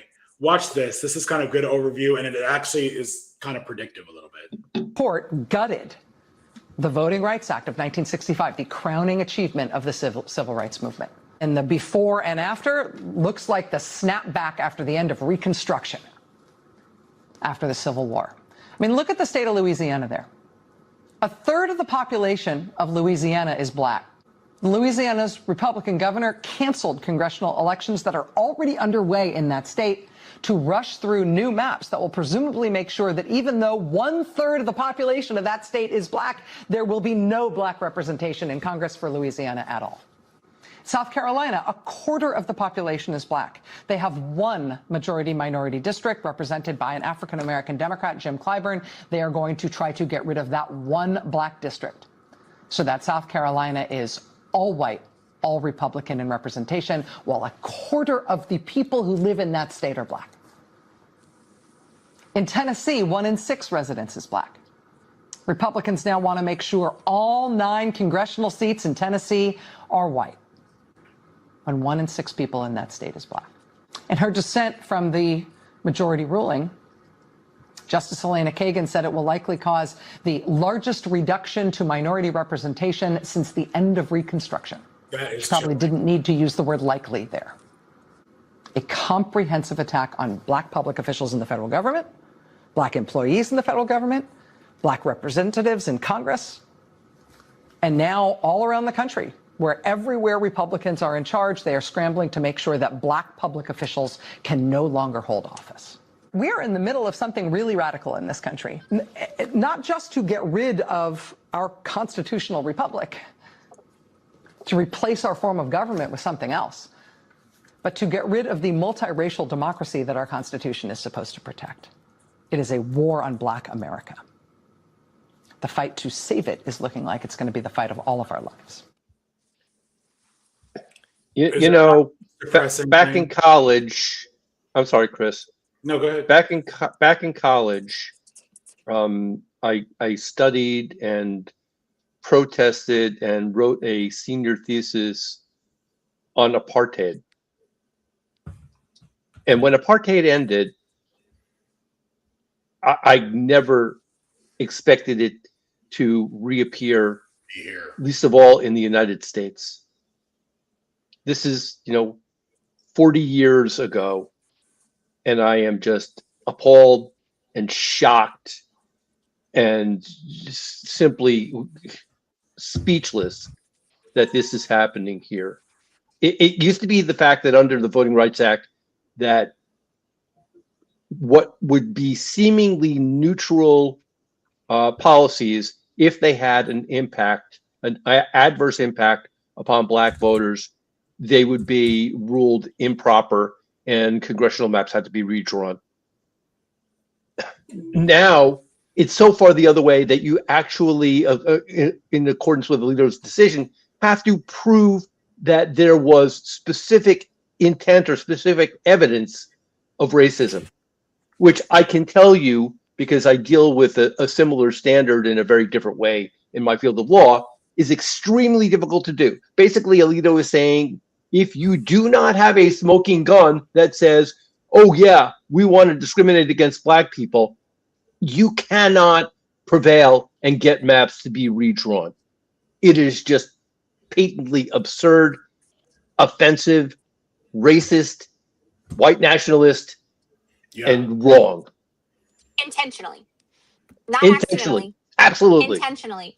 And that needs to be said over and over, because they are being fed, obviously on the other side, a totally different rhetoric. They are being fed they are the heroes in the story, that they are the ones that are policing this for the greater good. And it needs to be said that this, as we go forward in history, this was a choice, an intentional choice. And the goal of this choice was to disenfranchise Black people, because they are the strongest voting bloc of the Democratic Party that cannot be compromised in a way that's significant like white people can. And that's it. But they're not going to stop with Black voters, right? So this is where they're starting, but they're going to keep going. And so this is intentional. It needs to be said. And so that is exactly what I was saying earlier, in that our hair needs to be on fire and we all need to get into this fight. And it's like the previous generations where people have been called up to fight the Nazis in World War II. Well, now we have to fight the Nazis here in the United States, because fight the Confederates that we never fought the first time. And that's the problem, is that we never dealt with it after after Civil War. We just built statues to them and moved on. It's crazy. And it's so empowering, actually, when you go and you volunteer and you make the phone calls and you knock on doors. You feel like $1 million when you do it, because you see the actual progress that you're making, and you see that you're making a difference. And everything is kind of depressing, because it's an attack on everything. It's an attack on our democracy that's going on right now. But by volunteering and getting involved, and it's easy to do, you feel like, wow, I'm making so much good, positive change, and I am making a difference. And it really changes your whole attitude towards things. You see that you have power. And, when it comes to the attack on the Black community, who are the most important segment of the Democratic Party, because they are such a strong voting support. They're such strong supporters of the Democratic Party, not just as voters, but as volunteers, as That's donors. why they're doing it. Because we are the most loyal voting bloc. And so they want to destroy that. They want it to not, have any. The Republicans have that, and we've talked about that. They have that base of people that are always going to show up for them. The Democrats don't have that in anybody but the Black voters. That's the only portion of voters that they can consistently rely on. And that's also why we get frustrated when the Democratic Party does shit that, like not saying that they're perfect, because they oftentimes neglect and are, I think, disrespectful of that voting bloc. But Republicans want to erase it entirely, and that's the problem here. Is that's the intent behind this, and the fact that there's anybody reporting on this in the media, acting like there's some sort of legitimacy. You need to stop looking at this Supreme Court as a legitimate court. And I know that's very difficult to do because the judicial branch was supposed to be the one branch that we like had some reverence for, and that we look to our courts as the deciders, as the, you know, impartial people that were somehow like above like the rest of us. Yeah. No, And on we're done that with note, I'd like to read this part of Justice Alito's opinion. In large part because of the Voting Rights Act, our nation has made great strides in eliminating racial discrimination in voting. And if, as a result of this progress, it is hard to find pertinent evidence relating to intentional present-day voting discrimination, that is cause for celebration. I mean, this is exactly why we need to build upon the Voting Rights Act. What we're seeing right now, this is offensive to me. Like yeah. This man would tout separate but equal, like 100%. That this is where we're going. This is the justification. It's like they're just going to dial down, in their opinion, the racism, deny that it's there, and give you an alternative that they think is just fine. And that's what they're trying to sell and make everybody else just become numb to. And honestly, people are so exhausted right now that it's tempting for some people to do that. And this is why we need people who are in and online and in these groups, people that are coming to lives like this, going back and telling their friends, like, no, this is different. And we promise, like, think about Roe and then multiply that like a bunch, because the fallout from this is significant. And so we're going to have the conversations that are uncomfortable, that people maybe didn't want to have. Also, don't worry about overreacting. You don't need to worry about it. You're not going to overreact. I so promise. Like on this time, don't worry about it. You're never going to. We're underreacting right now. We are underreacting. Always. So don't think about it as like, oh, well, I want to be responsible. Dave, don't worry about it. Like, look at what the other parties do. You're good. You're so good. Like, just lean into it and make sure people understand. Like, whatever you can speak to people, if everybody has a thing, right? Everybody has something that you can connect with. The relationships that we have to build outside and offline are what's necessary to build the coalitions to get people to come to the polls. Because that's part of the problem, is people don't want to show up because they don't think their vote matters. They think that both parties are corrupt or the same or like whatever. We have to dispel that and show them that, in fact, no, one party actually wants to descend us into 1856. So let's not do that. It's not. And part of the reason that this is such an offensive lie is that the part of the point of the Voting Rights Act is where there is not evidence of intentional direct discrimination, and but still adversely affects and discriminates against Black voters. Yeah, the Voting Rights Act was there to protect against that. Alito's rationale is very much akin to, I have a chronic disease, so I take some medication for it, and then I feel better, so I stop taking the medication. But the medication was the thing that made you feel better. So you need to keep taking the medication. And that is the Voting Rights Act. He's saying we made all this progress. We made all this progress because of that law, not because people changed, not because especially that segment of the country changed. And I would argue with some of that progress and say that we still have a very significant issue with systemic racism and a disadvantage that is existing right now that we really didn't roll back much of, to be honest. And what we did was we told everybody that color is blind and everything's equal, and we never created equity. So there actually wasn't anything like that. That's the other part of the problem, is that the Republicans have been lying to people since before Reagan, trying to convince us all that everything's fine. And that in fact, these laws are harming Black people. That's the other thing, is they're trying to suggest that voting rights was actually like hurting the Black population, which I feel like is an even greater insult. So like, not only are they rolling it back, but now they're trying to tell you that the actual thing that was helping was hurting them. Come the fuck on. I can't. And so let's not forget, Republicans are still wanting to pass the SAVE Act, right? Yep. Which is basically taking away any married woman's and that they've said it. They've said, I think I should have control over my wife's vote, right? Or my family's vote. It's not stopping here, y'all. Wake up. Wake up, get busy, get involved, speak out, talk to your friends, talk to your family. The goalposts are moved slowly. It doesn't happen overnight. It's a slow growth. It's like mold. Okay, like it comes in and it like presents itself and then it starts to grow slowly over time, and then eventually it gets out of control.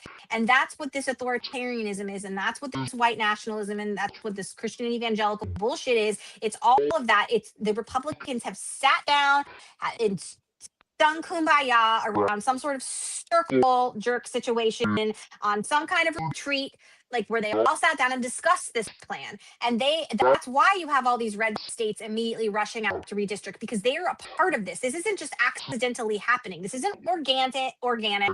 This isn't just the moment created. Like they've planned this. This is on purpose because this is what they wanted to do from the beginning. So it's not stopping here. There's more to come. And I'm honestly frustrated that there aren't more Rachel Maddow. Like I'm frustrated that there aren't more people reading this decision and going, what? Like it's insulting to me that the Supreme Court has put this decision out and told me to just eat it. Like I'm insulted by that. They've just like wrapped up a pile of shit, set it on fire and been like, here's the decision. Don't you want to eat it? I'm like, what? This is insane. By the way, Chris Webb, we're going to keep interrupting you and not let you speak until we are completely done white-splaining the way this works to you, okay? Just so you understand. I mean, they said they wanted to hear from the white people to talk It's to our all white good. people. And I just want to point out, because we're going to circle back to this Alito opinion here, but what he's saying is everything is fine, and we're actually making it, fair again for Black people. And I'm gonna circle back on this because I have some stuff to show y'all. But let's look at Tennessee, because we talked about Alabama. This was Tennessee yesterday. State legislators here are already actively at work to make that happen. So Tennessee is confronted with a situation where both the House and Senate here are controlled by Republicans. There's a governor who's willing to sign these maps into law. So Democrats are aware and state that there's little they can do to prevent these maps from going through.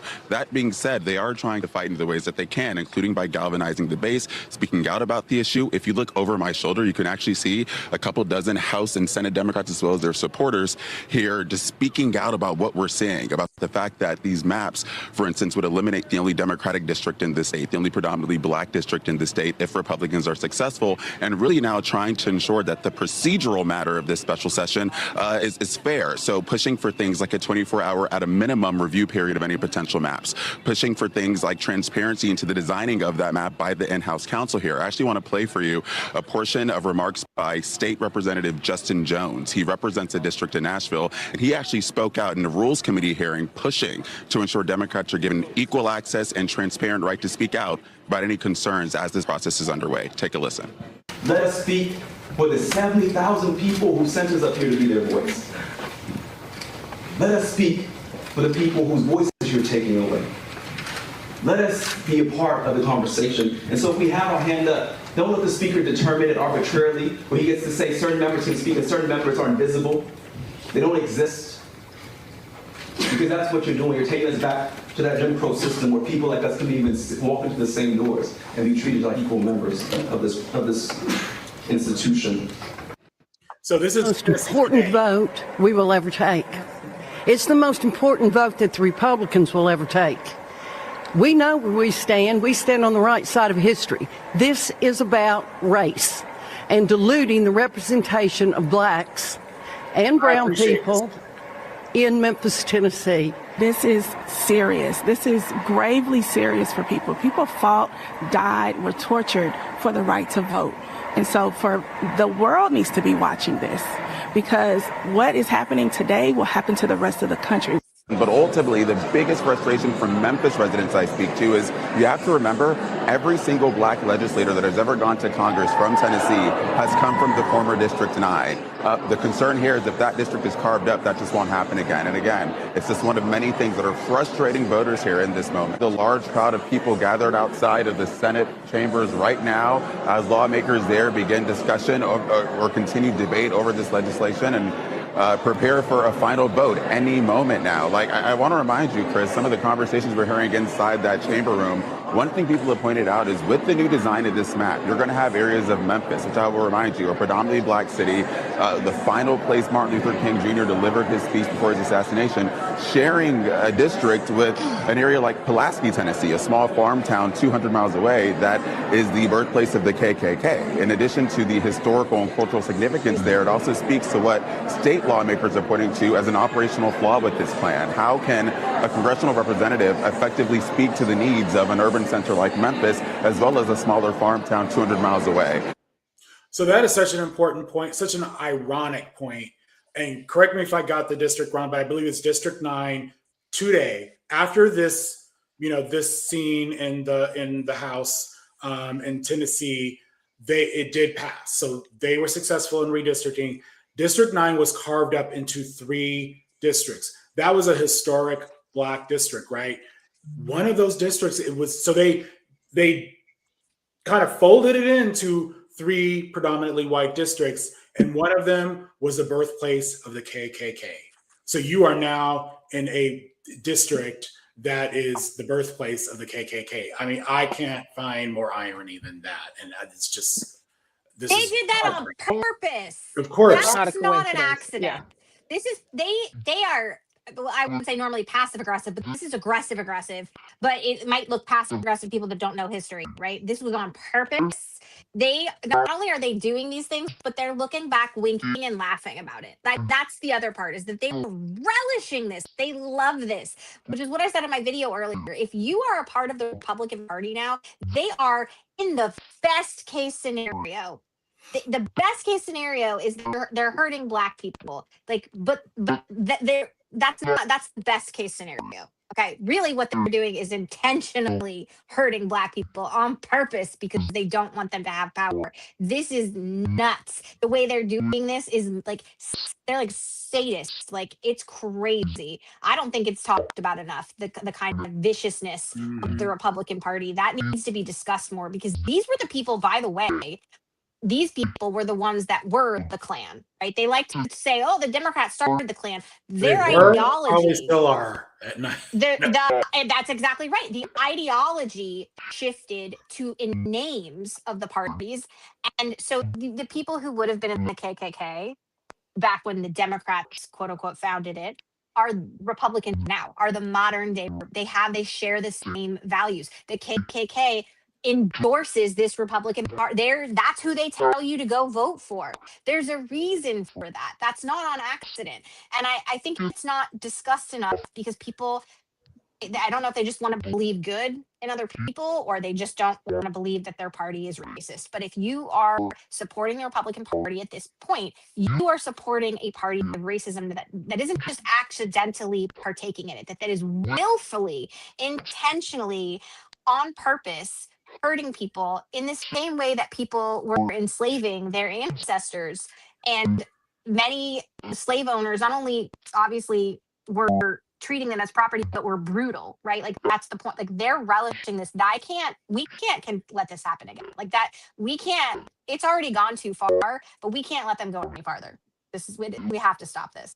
Here's where Democrats need to take some inspiration from the radical Republicans after the Civil War, where and this falls into that same thing of what Kamala Harris was saying, of you need to be ruthless.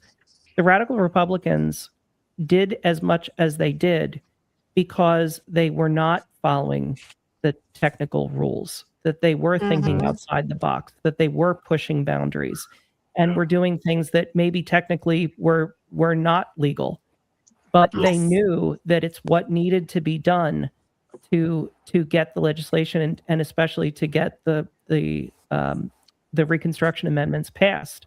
That is what Democrats need to do now. It is not a time to think about playing fair. It is a time to think every Republican state is going to be a straight Republican state. There will not be a Democratic representative there.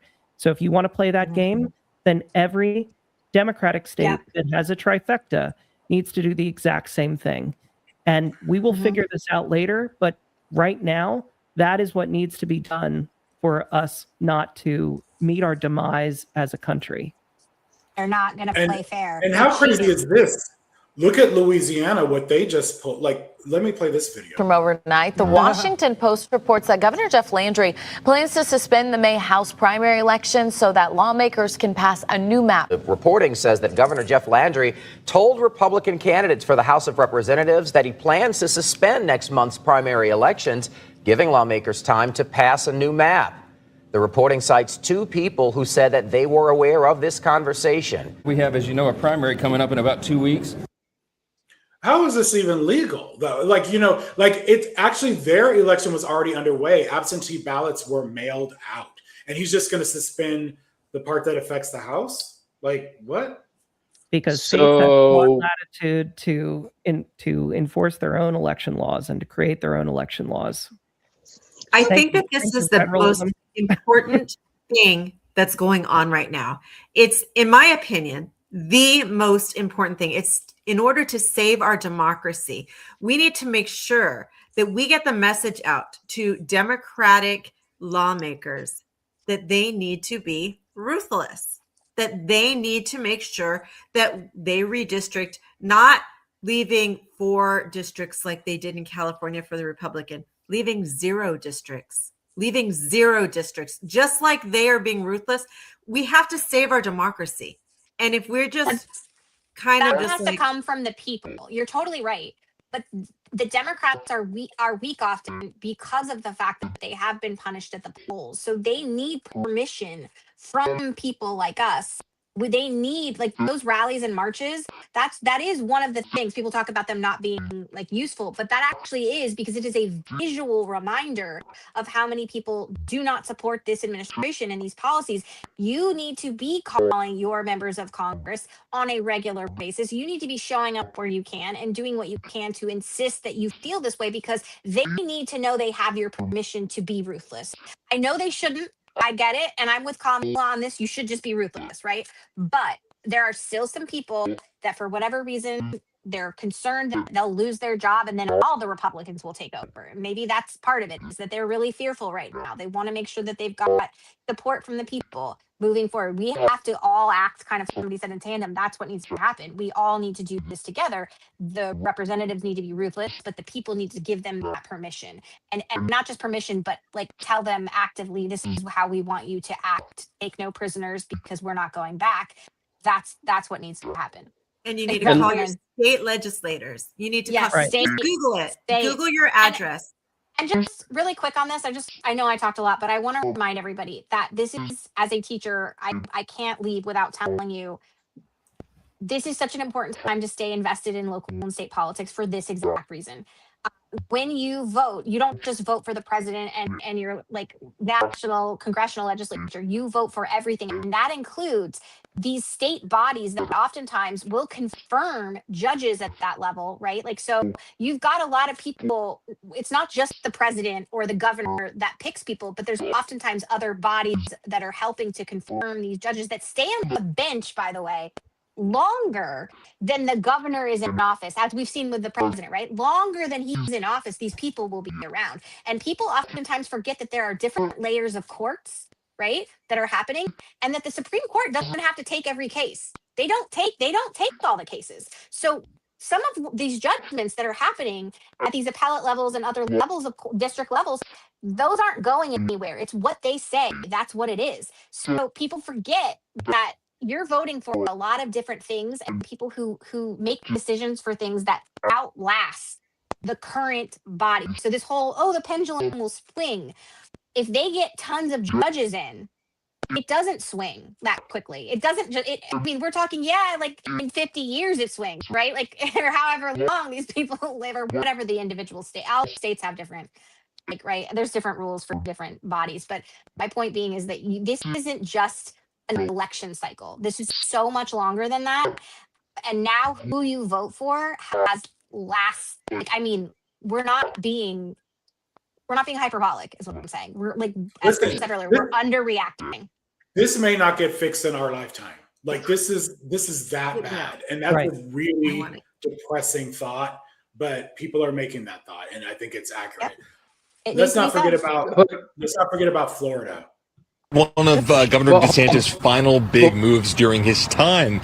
You want to jump in, Adam? Go ahead. Yeah, before you get to Florida, just to point out how insidiously evil what's going on in Louisiana is. Yeah. There are some 40 to 50,000 people that have already cast a vote in this election that's been canceled. That's the first thing. Second thing is that in these voting rights cases, there is case law which says that they are not supposed to act within a certain period of time prior to election. And the third and most pernicious thing is that the Supreme Court has, in fact, ruled that congressional maps were unconstitutional in states like Alabama and I believe also Mississippi, but told Black voters, I'm sorry, but there's nothing that we can do about it until the next cycle. So they've had to use these maps, these unconstitutional maps, for 2 years. Yet Louisiana immediately gets to stop an election and redraw their maps. And here's what's crazy. These are super majorities. And this is why state legislator like that, I think that often gets overlooked. You know, we're thinking about governor here in California. We're lucky enough we have a blue, legislative body. But a lot of states with these super majorities, they can do, like, they've acted lightning speed. And it's going to take, Adam, to your point, there are lawsuits like NAACP made a lawsuit today in Tennessee. There's a lawsuit in Florida, and but these take time. So they're doing this shit. They're doing this evil shit super quick, and to fight it, it's going to take time. So it's just really, I don't know. So when you get involved in elections, don't just get involved in the congressional races. In the get federal involved in the state legislature races as well, and local races. Yeah, because your governor needs support from the legislative body. They need, it's not the governor and then the national election that matters. It's your governor and then his or her support. And also, just on Adam's point, the part that's like so shady where they're only kind of deferring to Republican needs. That's what's happening in Virginia. They challenged our redistricting amendment, and they did it on the grounds that we didn't give a full 90 days before early voting started. Right? Not like it was before the general, but so they're using the law when it suits them. And that's the fucking problem, is that they're cherry picking when they want to follow the law and when they don't. And when they don't, they immediately use it to their advantage, and everybody else suffers. And they're gleefully doing this. And that's the part that really just bothers me, is it's the hypocrisy of it all. And then for them to stand back and be like, but we're the patriots. Like, fuck you are. Absolutely not. And start calling these people out like that. I'm done pretending that there is some sort of equivalence between these parties. Fuck that shit. There is not. There is absolutely one party that wants to end this country with the white men in power, and that's it. And that's the Republican Party. And they don't give a damn about anybody else. It needs to be said. And also white rich men. They don't care about you middle class people. I am all out of fucks officially. And so I'm going to be saying some things that, I don't know. I'm very cognizant of where not to cross the line of getting banned, but I'm not nice anymore. I have been freed. Yeah. This is one of Governor DeSantis' final big moves during his time as governor. This is one that could have far-reaching implications beyond just what happens at the state level, even at the local level. But of course, as we look to the midterms, in terms of the national conversation, DeSantis urging lawmakers during the special session beginning today to approve a new congressional map just unveiled the day before, just yesterday, a map that would give Republicans a much stronger hold in Florida than they already have. In Tampa Bay, this means a major shakeup. Districts would be redrawn, Democratic voters would be packed into fewer areas, and Republicans would gain an advantage in more seats.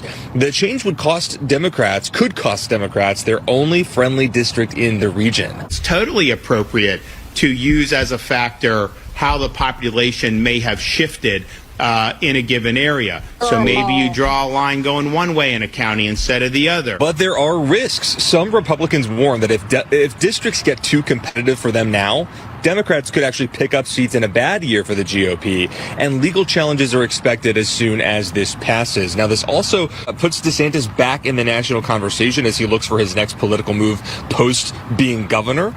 For now, though, all eyes on Tallahassee today as lawmakers decide just how far they'll take this. It appears very, very likely that this redrawn map will pass. So it passed. And there is a lawsuit, but, I don't know. I don't know what gets fixed for 2026. It doesn't sound like much. The fact that they left Democratic districts shows that they couldn't crack them enough. And that speaks to what the reporter just said of there is the stark reality that they just dummy mandered, that they will lose seats. Because were they more confident, they would have broken up those Democratic districts as Tennessee did to make it 100% Republican. They can't. Florida is a truly they purple knew they state. couldn't, because Florida is more purple than we realize. So what we have shown tonight, I think, is the decision was last Wednesday. All of these things have been happening lightning fast. They were ready to go. And I want to make another point. Like we read off Alito's part of Alito's opinion, and I made this point before, and there's data to back this up. But my prediction was the right and their helpers, the right, were going to come out and basically saying that this is not racist. This is actually eliminating race as a factor. You Black person still have the same vote you had before. So this is actually fine. This is the messaging coming out of the right, and I knew it was going to, and I'm going to show you guys stuff. So this was, and I get hate in my posts all the time. So I'm not showing you the real hateful shit, okay? But I posted this earlier about Tennessee, and I want to share some of the responses. And my point here is not to be like, oh, I'm getting this or that. It's we're talking social media for a minute here. The prevailing voice is the right, not the left at the moment, because the right is basically saying this is not racist. No matter what I say, it's racist. There aren't enough of me to say it. So basically, the sentiment is with the right, that this is actually anti-racist what they're doing, okay? And so this is why I'm saying, everybody watching tonight, everybody joining us, you need to call it what it is: racist gerrymandering, and whatever variant of that you want. But we need to drown this shit out. So this is one. Current Black majority representative. This is in response to my Tennessee post. This is a man eating fried chicken. This is someone else trying to explain to me, no Black voter has lost the right to vote. No Black representative has lost any office by removing the forced separate but equal district. Please explain your desire for separate but equal to be retained, even though twice now the court has declared it unconstitutional. Are they Republicans explaining separate but equal to you? This is when people get used to preferential treatment. Equal treatment seems like discrimination. So they love that one. We're being equal. They love that one. Your Black majority representation has created one of the most dangerous cities in the entire United States. How in all the fuck can you think that a change in leadership is a bad thing? This is my favorite. Jim Crow Democrats. So these are just a few. Like, I just scrolled through this one thing. So I don't know if white people get this kind of stuff. I really don't. But I bet you, Casey, I would like you to talk about, like, when you are calling out racism, I bet you get this kind of stuff too. But I think that if enough people are calling this what it is, we will drown this out. And right now, 100%. not enough people are. They are being silent. And I think it's very different to call someone a racist. I just want to level set this. I'm not calling a particular racist. I don't have time to run around and call people racist, okay? But this is a racist act, what they are doing. And I think anyone with eyes and ears can call it a racist act. You are seeing this unfold within 1 week. Go ahead, Adam. I can see you want to. Donald Trump is a racist. Yeah, I was okay. gonna say I got time for it. I did a lot of it. I'll do it for you. I called a lot of people racist today. Yeah, But I will that's never because- claim a bigot as my president. So there's that. Right. So to your point, Chris, yes, I get this, not to the extent you do, because I said today, like, y'all should see his comments. He's constantly just inundated on Twitter with terrible people. But a reminder that not everybody is real. Number one, remember that some of these are bots. Like I believe this is a bot. Some of those other ones weren't. And let me add this too. That is. This is not just about. This is Russia giving us propaganda. They have their fingers on this too. This is not just domestic bullshit, but we still have to deal with it. We are everyone on this call, everyone watching right now is on social media, and they are taking the narrative. So if you don't put your 2 cents in regularly, they win. And this is how we lost Hillary Clinton. We got Trump the first time because of this nonsense. You know, a lot of these Russian bots and things were masquerading as Black Lives Matter, trying to cause conflict. This is an opportunity for them. So I need everyone to understand that, like, this is happening within a week and it's going to get worse. So I need everybody to push back on that. Like Chris just said, every time you hear someone go, "Oh, well, they're just bots," okay, then you need to like respond. You don't necessarily need to go 7 layers deep. I'm not saying chase these people. I'm saying put out your own messaging, independent messaging that this is racism going on in the South and other places.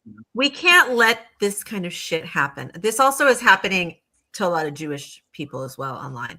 We cannot let this go. We cannot let this go.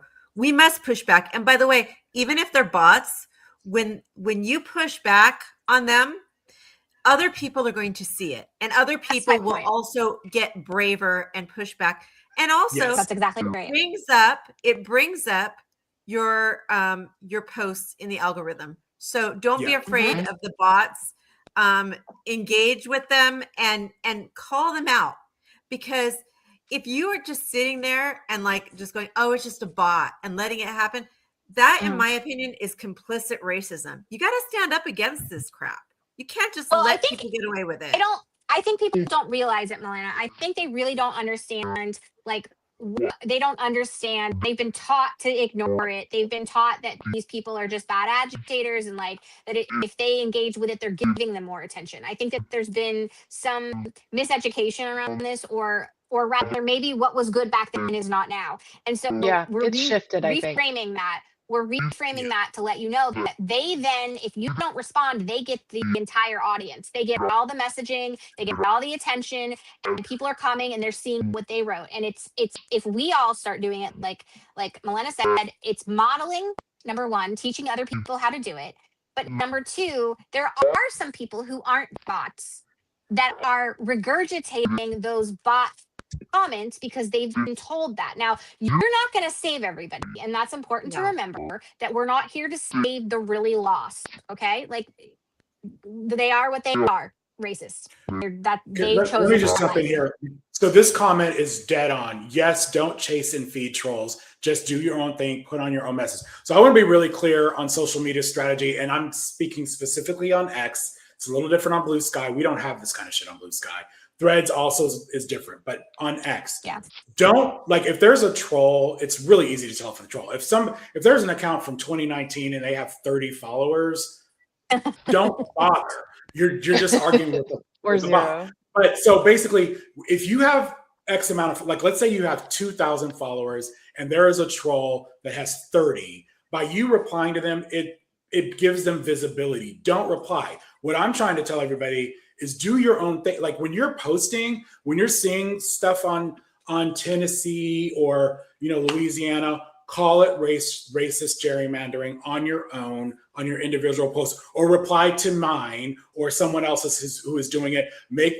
Do those kind of choices. But all this bullshit in my replies, like, just unless you see a noteworthy account, which that happens too. There's big accounts that will jump in my replies and talk nonsense. I think that's different. Like, I think you can reply. To them. There's a different thing for threads. It is different in threads. If you're on threads and you're witty, I would say responding to other people's comments, especially in other people's, like I would go to Chris's thread and respond to somebody like a troll there. You can get, like, I have a comment today that I posted on somebody that was making fun of masks.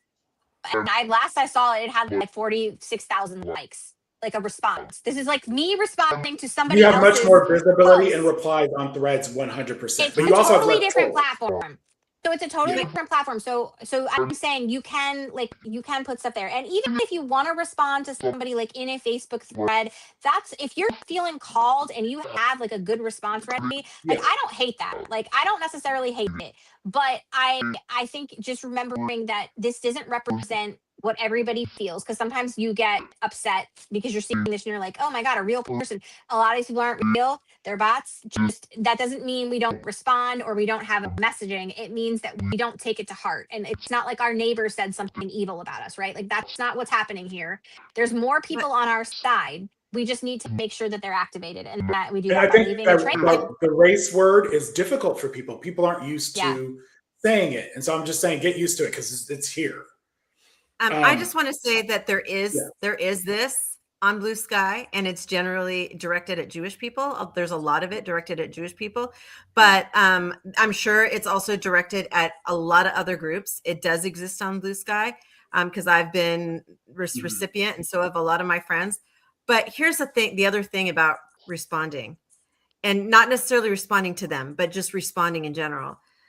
It does hurt my soul when I see these things. It hurts my soul, even if I know it's a bot and I don't see anybody else responding to it. It hurts my soul. Like, don't people give a crap that there are people saying this evil stuff? Saying like, oh, they should all they should have all burned in ovens and stuff like that. I've seen that before. Well, yeah, but let's be real. To your point, really fast, Milena, is that it started with a person. These bots are programmed. Yes. It started with a human being. So I get that when you say it hurts my soul. I see it. And Somebody somewhere wanted that said, and that's crazy. And so that's why I say respond, because if you can teach people, like I have done a lot of like education about like, wait a second, you're conflating Israel with Jewish people. And in some cases, that's another story, but you can teach people. You can teach people without calling them racism, talking about bias. Everybody's got bias. And when you say, well, let's take a look at bias, and everybody has bias, you can actually get through to people sometime and they can realize like, oh, well, I didn't mean that. And oh, I'm learning, because nobody is perfect. And I have had a lot of people say, you know what, I'm learning. And I didn't think of it in that perspective. And you're not going to get through to everyone, but every once in a blue moon, you'll get through to someone, and that makes the difference. And if you're not, getting through to people also that don't comment. Right. To your point, Milena, because there's people who will never feel comfortable commenting, but they are lurkers and they're reading stuff. So when you're leaving these like all the stuff all the threads that Chris writes on Twitter, for every 20 comments that he gets, there's like thousands of people that have read that and didn't comment. There's people that shared it out of the app. There's people that had conversations about it around their dinner table, that pulled it up on their phone and showed it to people that didn't comment. So even if you have a small account and you're like, well, nobody's really seeing that. No, that's not true. Number one, you are a voice and there is a collective. And when more people add to that collective, it does make a difference. 100%. This is why the Republicans have been so effective, because they've been able to engage their base to do this. And the Democrats now have to do this in a way that we haven't before.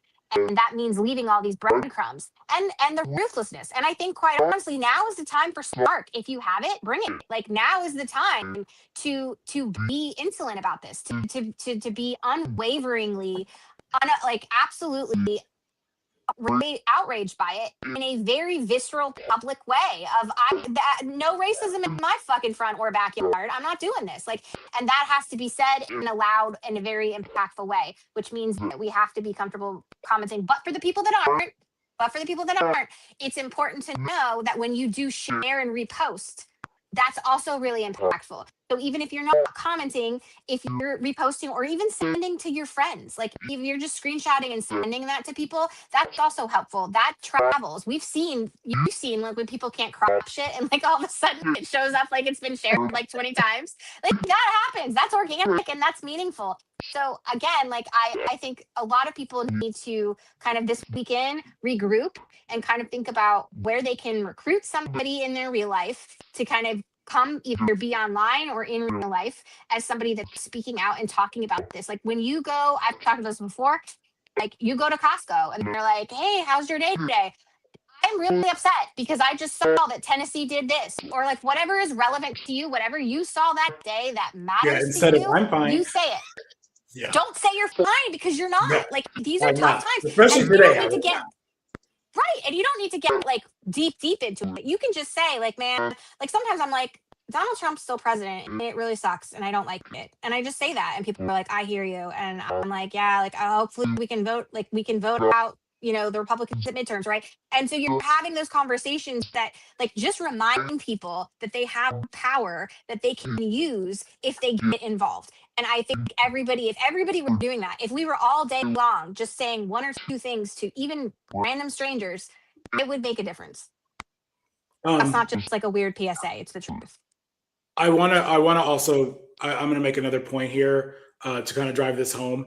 It does work. So like if you drown out these monsters or whatever, it does change the analytics. It does change the narrative. And I want y'all to know, politicians are seeing this shit. And if they see that we're silent, they're like, oh, well, I'm not going to be loud either. Okay. And so we had a group together, and a lot of y'all are my friends. You were in this too. Kamala Harris, this is pre her running. Okay. She was VP and Biden was, you know, going to run for his other term. We saw that her sentiment was incredibly low. And a lot of that was bots, the misogynoir boosting. Okay. Then she had like outright racism and disinformation. It was just crazy. We had started a group and it was great. And I ran reports and it worked. We put out the correct information. We squashed that shit down, and it wasn't a social storm. It wasn't a tweet storm. It was just constant talk. When she made an appearance, we boosted it. We made our comments. We did standalone posts. We took an old video of hers and showed that actually, no, she didn't put black, you know, we told the truth. And the report shifted from like 20% sentiment score to 70% sentiment score just from us, just from our group. And so if you have a lot of people that are saying the right things, they're actually calling this racist, that we're not going to stand for this, Republicans. I don't know how long this is going to take, but we're going to fight you. And I actually think those of us in safe spaces, those of us like, for example, Melina, Michelle, and I are in California, Adam's in New York, Casey's in Virginia. I feel like we are obligated to help people that are losing their rights. Like, I feel like we should figure out how to help. And I'm reaching out to people, and we need to when we hear, I'm gonna share it with you guys, and maybe you guys will do the same, because this is not a short fight. This is not, and this is not something we can ignore. So the other thing I want to say, and I'll shut up and we can say goodnight or whatever if you guys want to say something else. We're going to need to really drive home anything we can help with voting. But I think the number one thing is vote early, because there's going to be all kinds of shenanigans, and we cannot afford for people to do same day voting and not know how to cast their ballot. That is going to be Tennessee today just passed a measure where they don't have to notify you if they change your polling place. That is not okay, and that's going to be very problematic. I guarantee you, they don't even know that exists. They're not going to get notified, and they're going to be thinking it's the wrong polling place. I don't want to speak for everybody here, but I really do feel like as we get closer, we'll have some maybe like sidebar little specials that we do where we target like maybe one specific thing about voting, and we help like share some information about that or some strategies or whatever as we get closer. I think we're going to have to do that because there's just too much going on with the Republicans. We can't afford to just like skip out on that. And if you're not registered, go to iwillvote.org, iwillvote.org or voyavotar.com. That's a safe iwillvote.com. place to go. Like direct, always your Secretary of State, but I Will Vote connects to your state information, so you can check voter status. You can, it's really important. That's like a go-to. If you're posting and just want to give somebody a link, that you can't go wrong with that. So, I think that's .com. Sorry, not .org. I think it's .com. I was going to say, I thought it was .com. It's iwillvote.com. .com. Correct. And it automatically goes to your state wherever you are. So, so you don't have to worry about doing an individual link. Well, guys, there's going to be more shenanigans to come, and this is just awful, hateful. But I appreciate everybody's voice. I think we can all say that. And let me get rid of this ugly. Sorry. I was going to say, I have been staring at those a long time. Yeah, I apologize. Anyway, I think it's a wrap. It's been 2 hours and 15 minutes. So thanks, everybody. And good night, I guess. Yeah. Thank you. Good night.